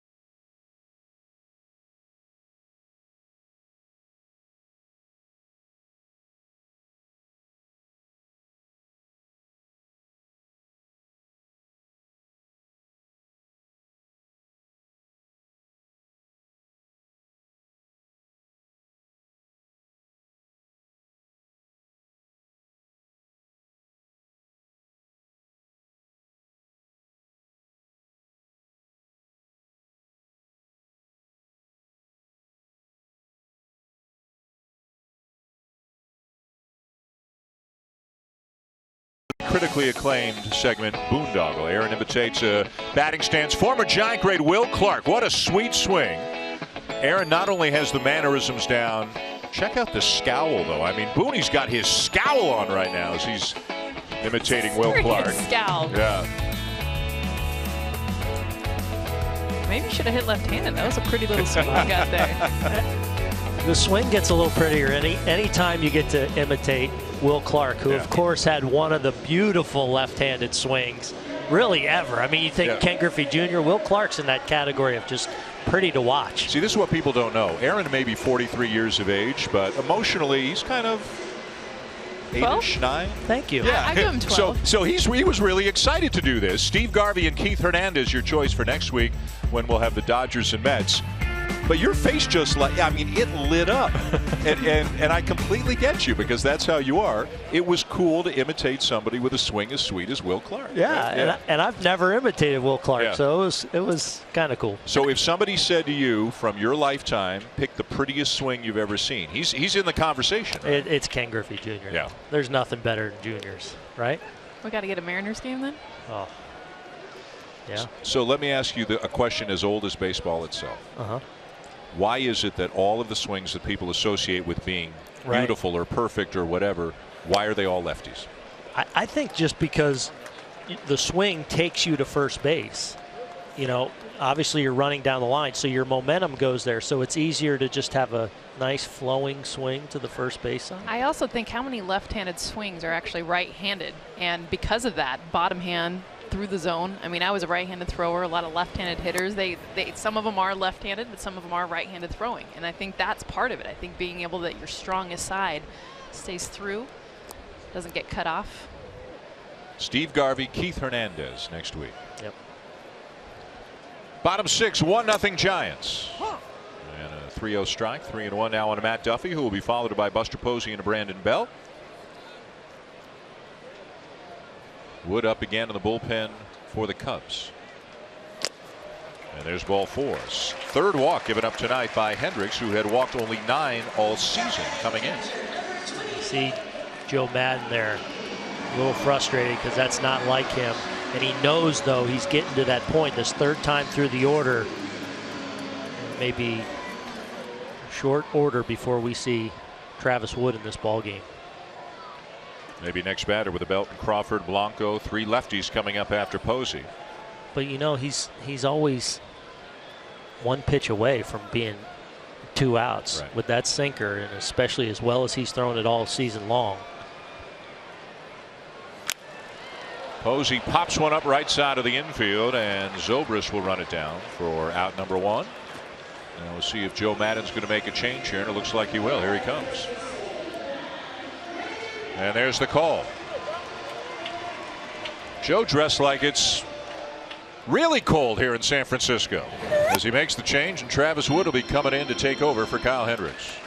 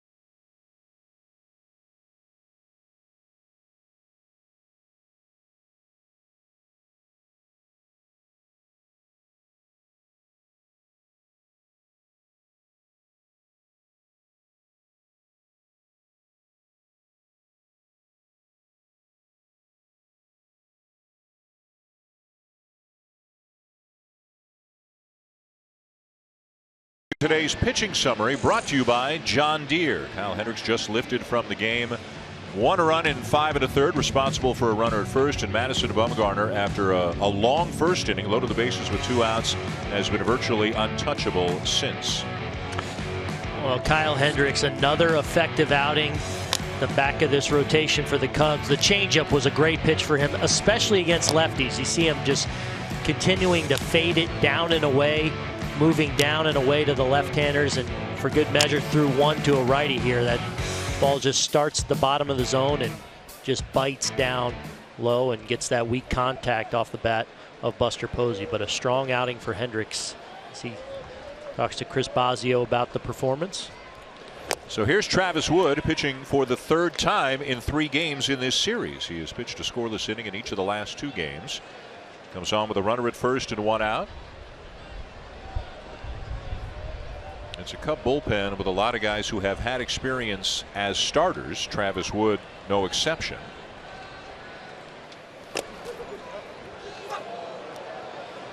Wood has started 133 games in his career.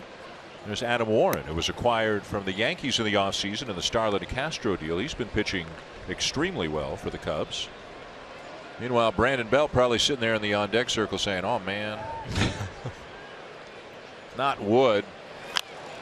Wood has been such a valuable member of this pitching staff, and especially as we've seen the Cubs now over the last couple of years obviously become a powerhouse kind of team, just filling so many roles for Joe Maddon. Middle innings, long relief, gets both lefties and righties out. As you might expect, you know, as a former starter, he's got plenty of stuff to handle righties. Just a guy that has a lot of trust from Joe Maddon, somebody that he leans on in many different roles in this Cub bullpen. They had a crazy game Wednesday in Milwaukee. He got out of a bases loaded, nobody out situation in extra innings, and then walked with the bases loaded to force in the winning run in the next half inning. So that's quite an outing. Another one of the really good hitting pitchers too. Yes. He's a guy that can swing a lot of power from the right side. Has a number of home runs in his career, obviously mostly as a starter.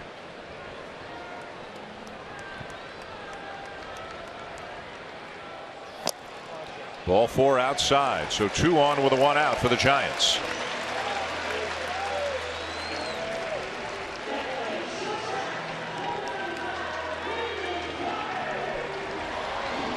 Now Brandon Crawford.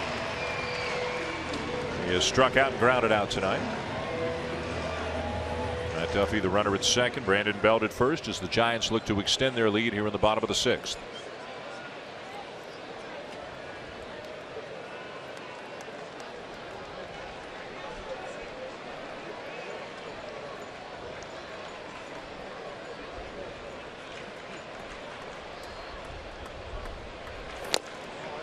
Just inside for ball 1. Giants are 0 for 5 with the runners in scoring position tonight. The only run scoring on a Madison Bumgarner double that cashed into Gregor Blanco, who was at first.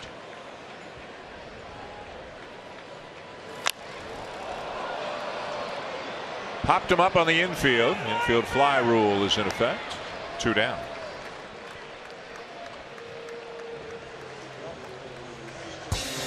Got a doubleheader for you Tuesday night on ESPN with the Eastern Conference Finals Monday. Wednesday, you'll see the Cubs and Cardinals and the Padres Giants. A doubleheader of Major League action. Tuesday night here on ESPN, and 1 week from tonight on ESPN2, we will have the Dodgers and Mets.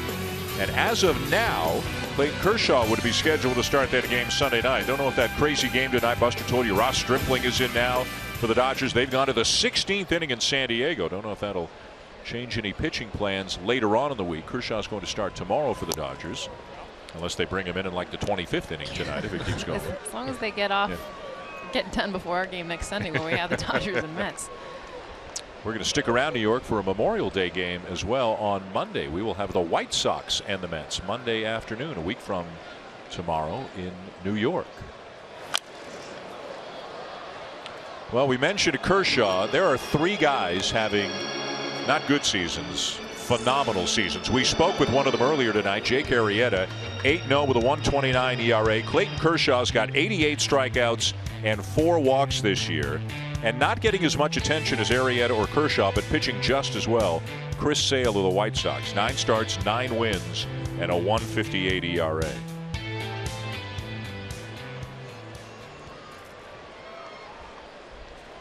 Historic seasons if they keep up anything close to the pace they're on. And you know something all those guys have in common, and add Madison Bumgarner to that list, all four of those guys, deceptive deliveries and just something that destroys a hitter's timing. And when you can have a funky delivery or something that's unorthodox, but then have the athleticism and the ability to repeat that delivery, which allows you to command it, it just makes timing a real issue for hitters.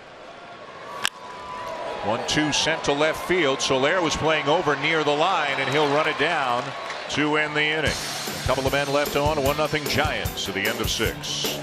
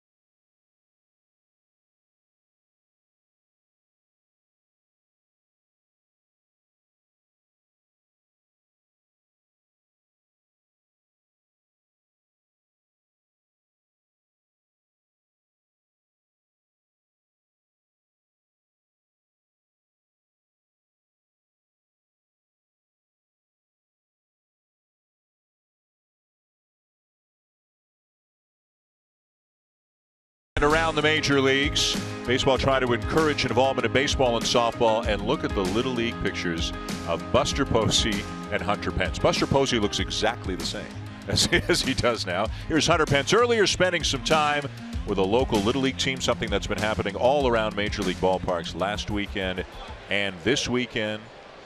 A pregame parade as well.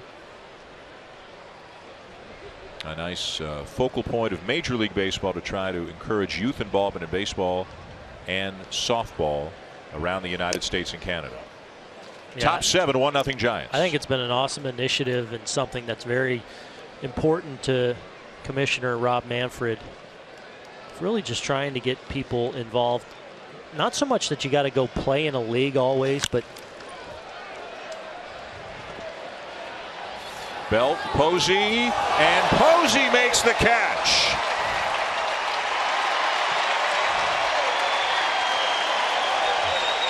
Terrific play by Buster Posey. Well, everyone now in the San Francisco Giants infield contributing and making outstanding plays. Buster, I think initially maybe didn't think he was going to have a chance at this, but then just kept bearing down, found out where that railing was, sticks the glove out, and oh, look what I got.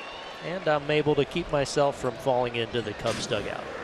A lot of good plays tonight behind Madison Bumgarner. There, a nice one turned in by Buster. 15 in a row now set down by Bumgarner, who has had help from his defense. Here's Addison Russell. He has struck out twice Once looking, once swinging, and that's a nasty curveball at the knees. It's 0-2. But getting back to Manfred and just, you know, the initiative of go out and, you know, play wiffle ball. Yeah. You know, play catch in the backyard. It doesn't always have to be you've got to play games in leagues. And I think one of the things I still love to do, I love to go out and play catch. Oh, yeah.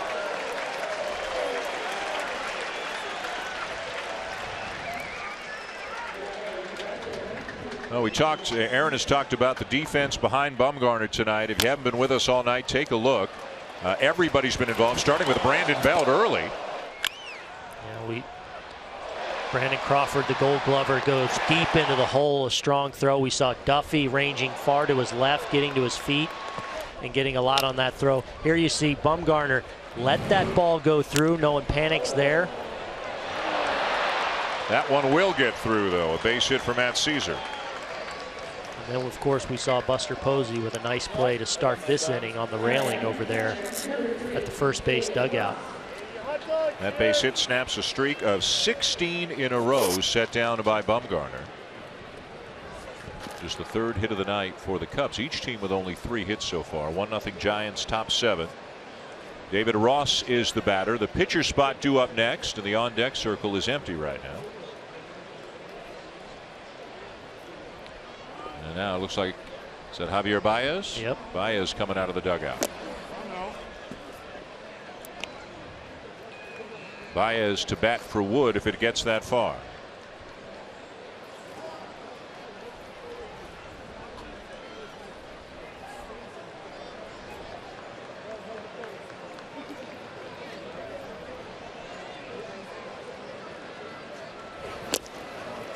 Adam Warren still up in the pen.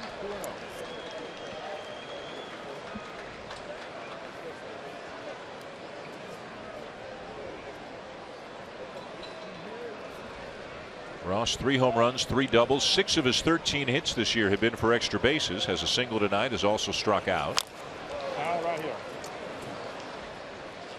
The guy who's announced he's in the last year of his career as a player. Everybody assumes that at some point he'll be a manager, that he'll be in baseball in whatever capacity or some capacity. You hear all the young players of the Cubs talk about what it's like to have a guy who's been around the block as many times as Ross has. And the respect they have for him in the clubhouse, and that's something that goes unspoken besides what he does behind the plate and helping the pitchers, but the entire staff, his relationship with Anthony Rizzo in particular. Now, just because they respect him doesn't mean they can't make fun of him. Much like our relationship with Aaron here on this crew.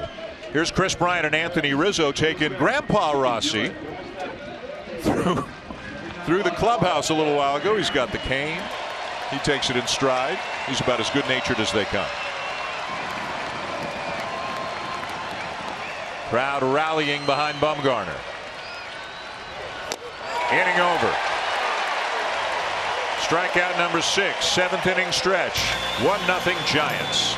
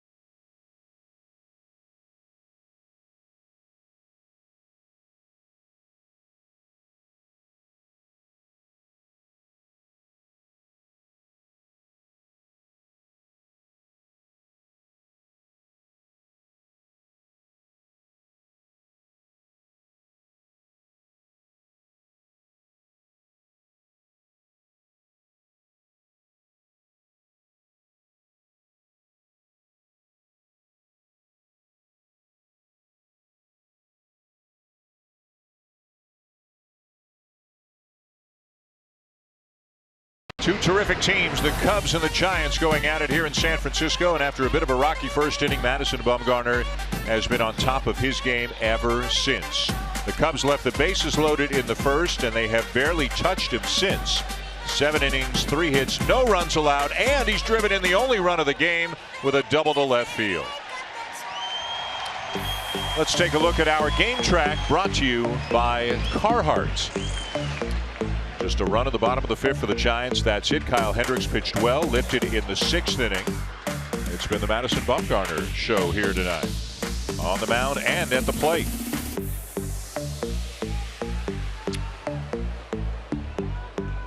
And look who it is as he leads off the 7th.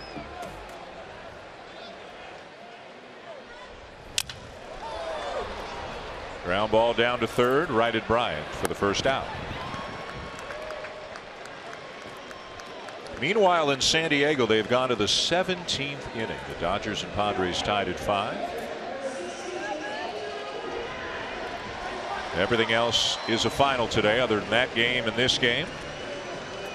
They might start messing with our Clayton Kershaw next Sunday. This thing gets too weird. I know. 17. That's officially into the weird zone. Yep. Some of the other stories around baseball today: the Yankees completed a 4-game sweep of Oakland, beat the A's 5-4 today. Betances the 7th, Miller an unearned run in the 8th, Chapman the 9th. Carlos Perez homered and drove in 5 for the Angels today as they beat Baltimore 10-2. Texas swept Houston. Man, the Astros are struggling. 9-2, the Rangers win. Cole Hamels, 11 strikeouts, 1 earned run in 8 innings. Nomar Mazara homered again, drove in 3. Dallas Keuchel gave up 7 earned runs in 6 innings. His ERA is 5.92 right now. Since the second half of last season, the Rangers have dominated that series.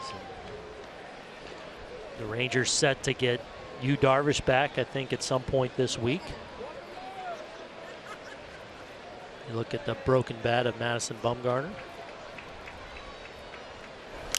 The Mets completed a sweep of Milwaukee today. Noah Syndergaard, 7 innings, 1 unearned run, didn't walk a batter, struck out 11. Did you see any of the highlights? I mean, it's it's getting to that next level, some downhill, just fogging it in there. Yeah. Straight gas. ERA 1.94 for Thor. And some uncomfortable swings. Oh my gosh. That's what I always look at, is what do the hitters look like? I mean, Thor looks just stoic, like a statue. Pagan strikes out 2 down. Follow live baseball with the MLB.com at Bat app. Stay up to the moment at any moment with Game Day, live game video highlights, StatCast news, and more.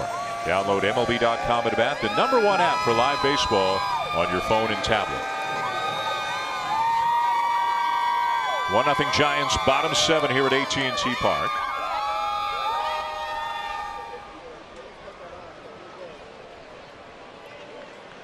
We're coming back here next month. We're going to be here a bunch. Back in July. June 12th, we'll be here when the Dodgers are here. Are we in the seats? We are in the seats that night. Yeah. Is that right, Andy? That is right. Can we reserve a kayak for that? We should be in the Cove. The heck with the seats. They're going to try to show us a shot right now. Where are we?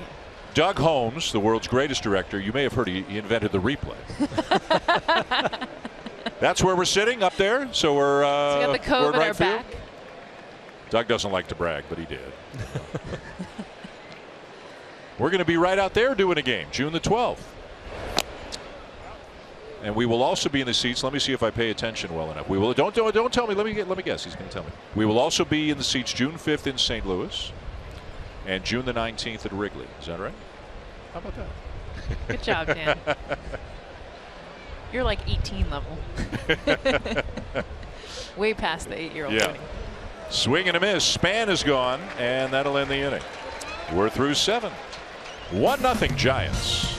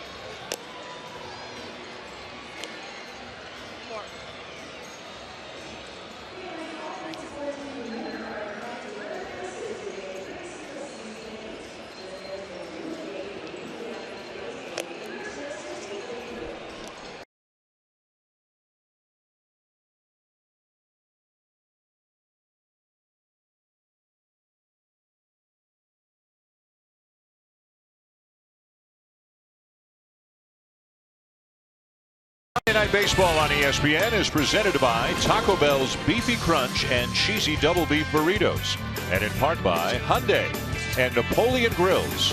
Own the best. On to the 8th inning. As we move into the evening in San Francisco, the Giants, thanks to Madison Bumgarner's arm and Madison Bumgarner's bat, lead the Cubs 1-0. Javier Baez will pinch hit to lead off the inning. He's batting for Travis Wood. Baez, a guy that Joe Maddon is awfully fond of, a terrific defensive player at a number of different positions. He has not had any success in limited at-bats against Bumgarner. Snapped an 0 for 18 with an RBI single yesterday.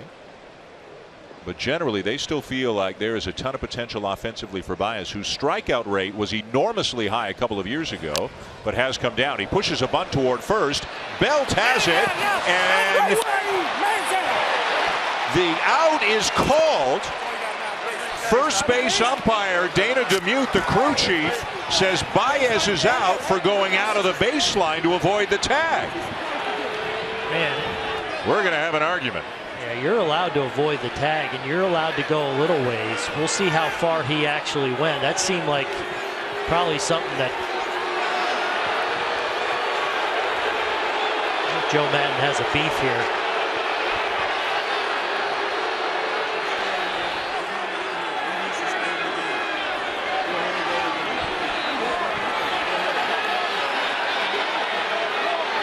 And this does not strike me as a reviewable play. I may be wrong, but I do not believe you can review this. Joe Maddon may not be long for this game. He is steam. If this were reviewable, they'd just be doing it. I don't think this is reviewable. How far to the right did Baez go? Yeah, that's a bad call. Yeah. Come on, man. You're better than that. You're fucking better than that. All right. Joe Maddon saying to Dana DeMuth, you are better than that. Baez was inside the baseline, but never, I mean, his left arm never leaves the lane, never leaves the running lane. And he's still within reach of the bag. I mean, the fact that he can dive past, look at his left hand, still be able to touch first base tells you that he's within a path avoiding the tag. Yeah, he had more room to go, frankly, in my opinion. He could have gone further than that even. It's an excellent bunt. It's a pretty good play by Belt of getting to it and quickly getting over, but an excellent athletic play by Baez to avoid that tag, and definitely a break for the Giants. As angry as the Cubs are now, they're going to be even angrier when they see it after the game, when they look at a replay. It looked like Baez, went several feet to his right, but because he was inside the baseline in fair territory, exaggerated. Yeah, it made it look worse than it was. Dexter Fowler. And really a great effort. I mean, him to be able to maneuver his body the way he did. Meanwhile, Bumgarner is over 100 pitches. The bullpen is quiet. The most he's thrown in a game this year, 116. Well, that's another factor in this. I mean, Bumgarner's now flirting with being able to complete this game after a 28-pitch first inning. It's a good job by Belt of getting to that and quickly moving over, but man, did he catch him actually on the? No, I don't think he did. The way he reacted to come back to it too. It shows a little bit of athleticism though of Baez.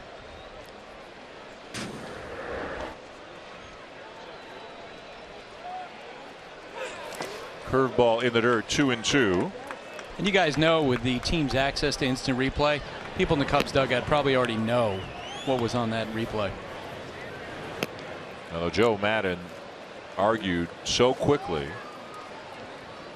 he knew. He really seemed to feel that he was in the right away. Because he could go back and reach the bag. I mean, I think if he's trying to dive and he's still 2 feet from the bag or to the right of it, then it's obvious he was way out, but he was still right there. 2-2 to Fowler.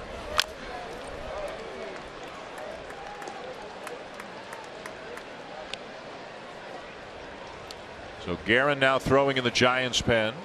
And you wonder, with Guerin throwing now, is he getting ready for Chris Bryant? If they that would mean a runner would be on base for the Cubs.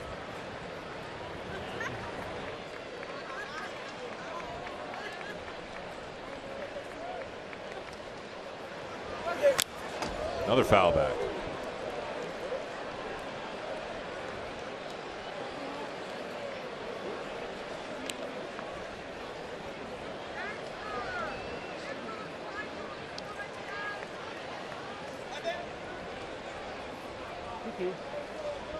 Seven and a third shutout innings for Bumgarner tonight. The Giants trying to protect a 1-0 lead, take the series. Cubs trying to avoid a 7th loss in their last 11 games. Cubs headed to St. Louis. The Giants stay home and host the Padres beginning tomorrow. 8th pitch of the at-bat upcoming. And a ground ball to short. Crawford. So 2 outs and the base is empty, and now here's Anthony Rizzo. 0 for 3 tonight, struggling lately, but still a big power threat, big RBI guy for the Chicago Cubs, and this is a 1-run game, so definitely the potential to tie this game with the one swing of the bat. Young veteran is what Jake Arrieta called him when we were interviewing Arrieta earlier in the night. Average down to 240, 1 for his last 22, but as you can see, 11 home runs, 34 RBIs, so some great production through the first quarter of the season. And another one of those hitters tonight on both sides that not only has walked a bunch, but has walked more than he's struck out on the season, which is really a very rare feat.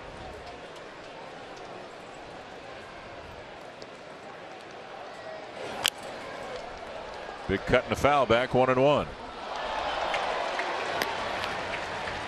Now Josh Osich has joined Guerin in the bullpen.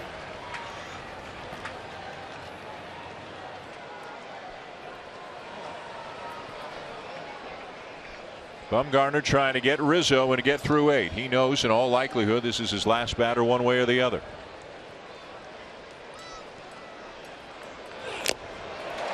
You could hear him grunt as he muscled up on that fastball, and it's 1-2. And if he retires Rizzo here in the next couple of pitches, after we saw a breaking ball where Rizzo had a real good swing on a pitch that he fouled straight back, he blows a fastball away on the outer half by Rizzo, as he had one thing in mind, and that was to tie this baby up.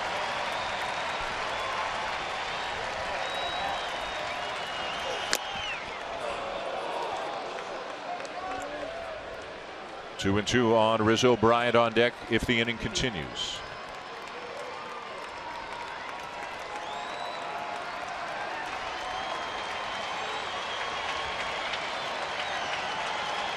Great young slugger. One of the best pitchers in the game on the mound. You see the adjustment there by Rizzo. After the big swings with the idea of, hey, I'm going to look to get a pitch that I can maybe tie this game with 2 strikes. Jesse shortens up a little bit, a little more protection mode there. Short swing, able to spoil that pitch.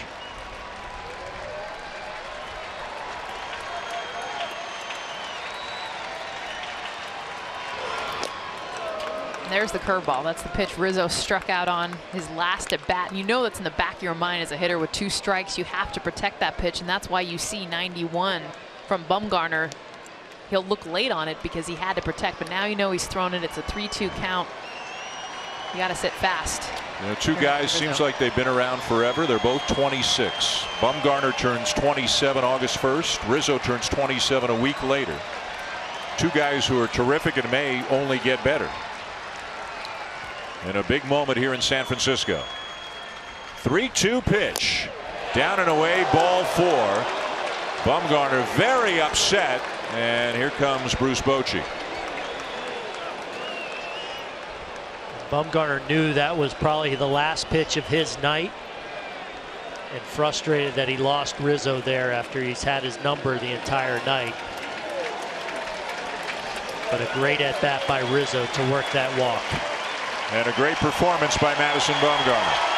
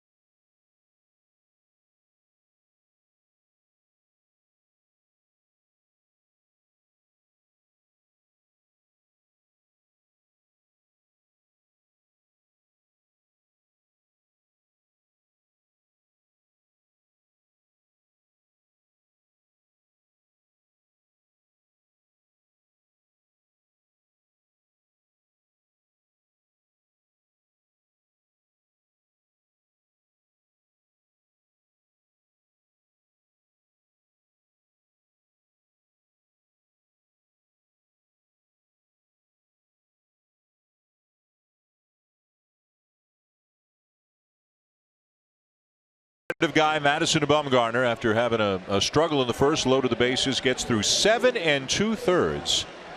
And really, after that first inning, Jess, he was lights out. He was doing it with his deception, but also his command. Watch him utilize the lower half of the zone at different speeds. And you see the curveball 3 times. That was the big strikeout against Rizzo at 75 miles per hour. But look at the way he's able to locate his pitches, coming back with his cutter. This was the biggest pitch for him tonight, utilizing his mechanics. Look at that viewpoint for a right-handed hitter, the arm slot coming back over the plate. That's what allowed him to have the night he's had. Right-hander Corey Guerin comes out of the Giants' pen. 21st appearance of the season, 3rd in as many games. Went a 1/3 of an inning last night through only 9 pitches, through 13 on Friday when he gave up a run in 2/3 of an inning. Facing Chris Bryant with the tying run at first. And Bryant lines one right to Crawford to end the inning. 1 pitch, 1 out, 1 man left on. Still 1-0 Giants.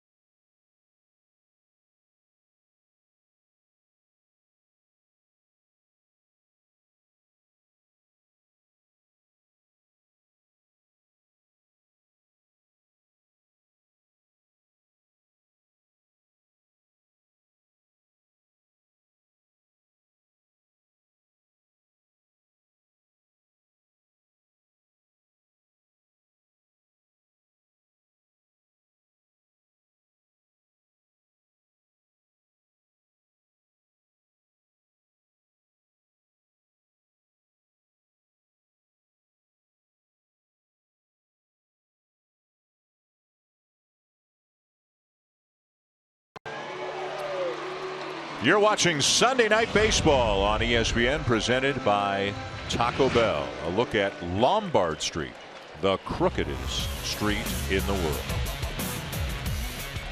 Here in San Francisco. After we're done here at AT&T Park, close out your weekend with SportsCenter at night with Scott Van Pelt. He'll have a full breakdown of Warriors Thunder Game 3.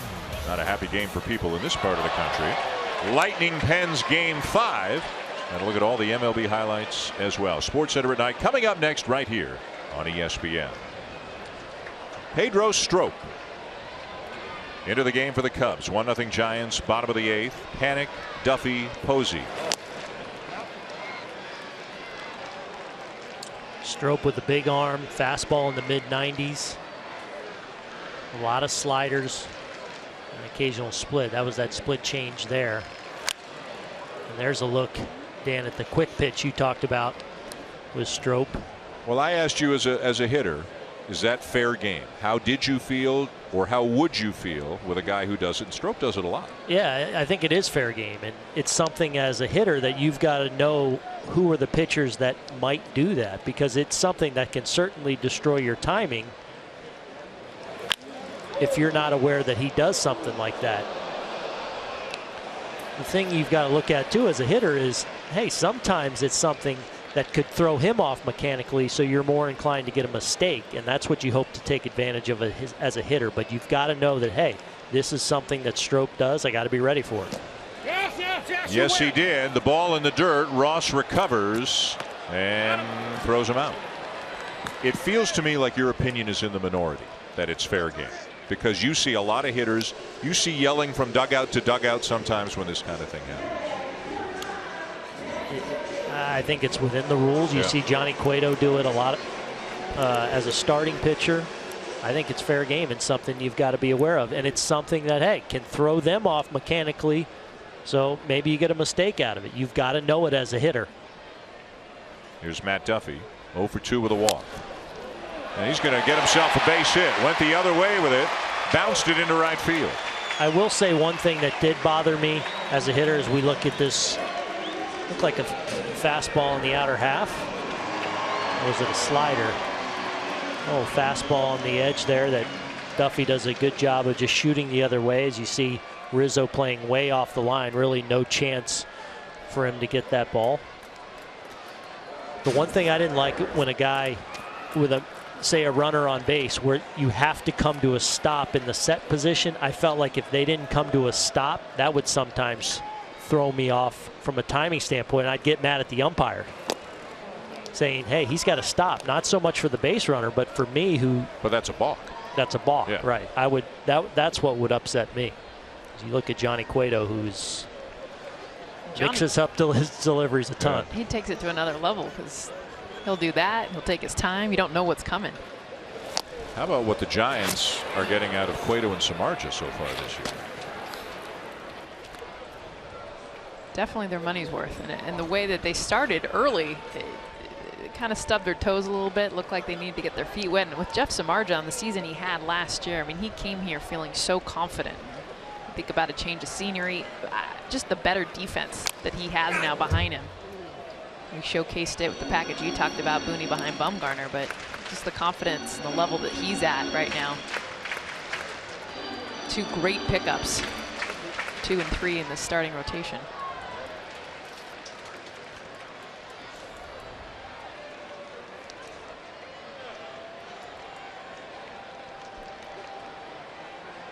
Posey has walked, grounded out, and popped up.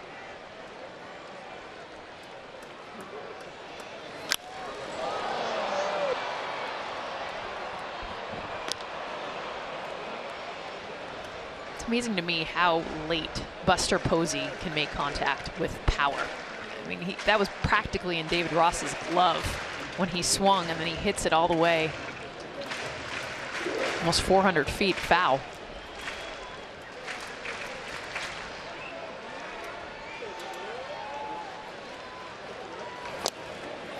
Strike 3 called. Well, just a great call. They messed Posey up with the slider. They got him some bad swings. Then they went fastball, and then they went what maybe looked like a chase pitch off the start, but watch him run this thing back to the outside corner. David Ross shows it perfectly there to Ed Hickox, and Ed definitely does catch that outside corner at the bottom of the zone. Perfect execution by Pedro Strop. And that's going to end the inning. We are through 8. This is it. Cubs coming up at the top of the 9. Zobrist, Soler, and Russell down 1-0.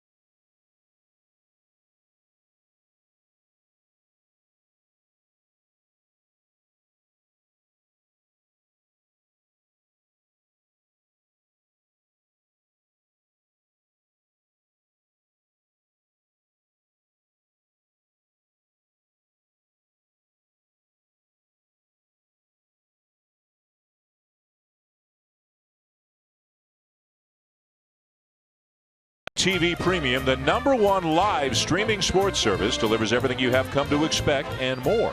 Watch every out-of-market game live in HD on over 400 supported devices. Includes a free subscription to At Bat Premium, the #1 app for live baseball. Blackout and other restrictions apply. Visit MLB.tv for details. Top 9 here in San Francisco. Sunday Night Baseball on ESPN, and here's Santiago Casilla. 11 for 14 in save situations this year, on to try to protect a 1-0 lead. Ben Zobrist will lead it off, take the breaking ball over the outside corner for a strike. Casilla picked up a save in last night's game. After Zobrist, it'll be Soler and Russell. 4, 5, 6 in the Cub lineup.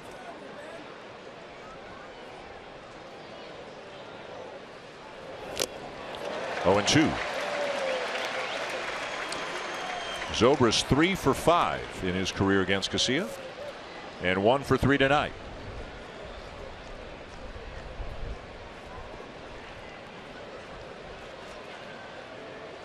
Infield playing Zobrist to pull. Outfielders basically straight away. Here's a ball driven to center field and deep. Racing back Span, and he makes the catch.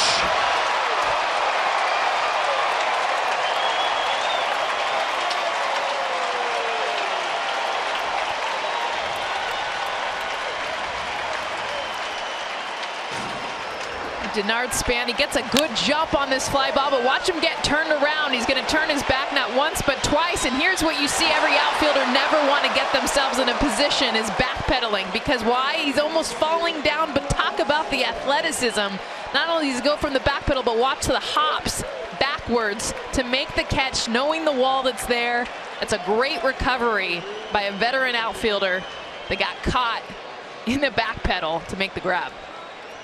The Giants have been playing great defense all over the field tonight. 1 down to the 9th inning, and a swing and a miss by Soler.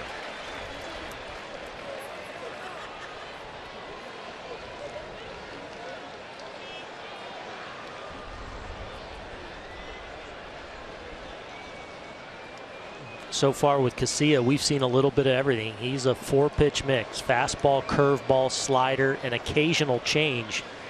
And we've seen all 4 of those pitches already in the first 4 pitches. Misses outside at 95. A ball and a strike.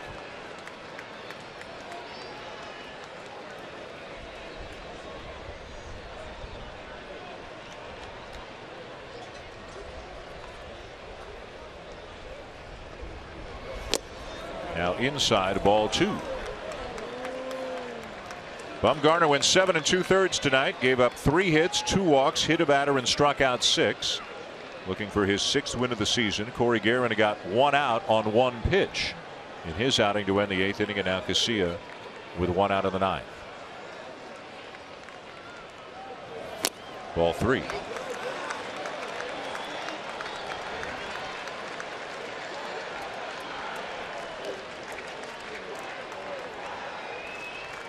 Addison Russell waiting on deck.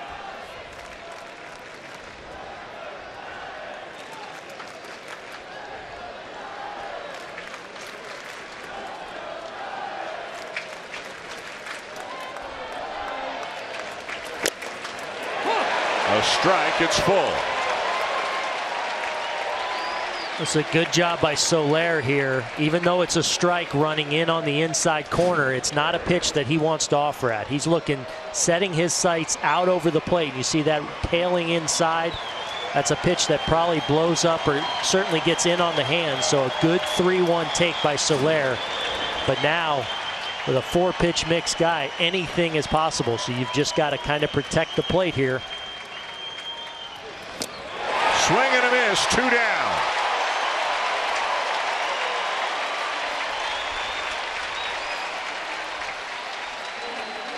And the Giants are an out away from taking the series from the Cubs.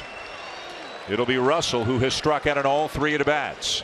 You can see both of these teams again on Tuesday. The Cubs at the Cardinals Tuesday night, 7 Eastern, and then the Giants hosting the Padres 10 Eastern. A great doubleheader Tuesday night here on ESPN.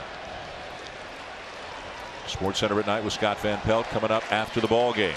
The Giants an out away.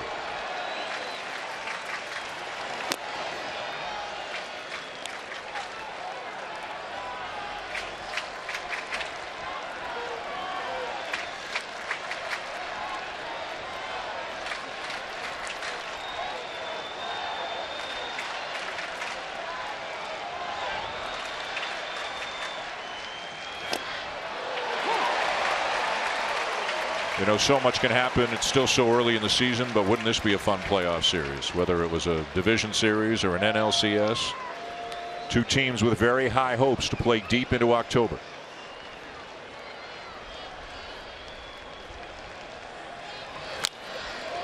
Two great teams, two great fan bases, two great rich traditions, and two great ballparks. Great ballparks.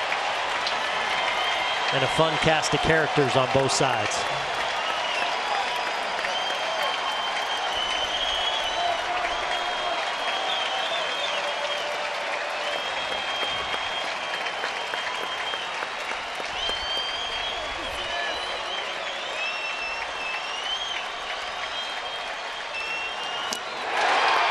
Giants win it. Casilla with a save, striking out a couple in the 9th inning. And what a fun ball game here in San Francisco tonight. A pitcher's duel as Madison Bumgarner and the San Francisco Giants defeat the Chicago Cubs 1-0, handing the Cubs their 7th loss in their last 11 games. Still have the best record in baseball, mind you. And the Giants move to 8 games over 500. They've now won 10 of their last 11 games as they get set to entertain the San Diego Padres over the next 3 nights. You can see the Cubs and Cardinals Tuesday night here on ESPN, and then after that you can see the Giants and the Padres. Madison Bumgarner the win, and he drives in the only run of the game with an RBI double. The Giants win 1-0. For Aaron Boone, Jessica Mendoza, Buster Olney, and our entire ESPN Sunday Night crew, I'm Dan Shulman saying so long from San Francisco. SportsCenter is next.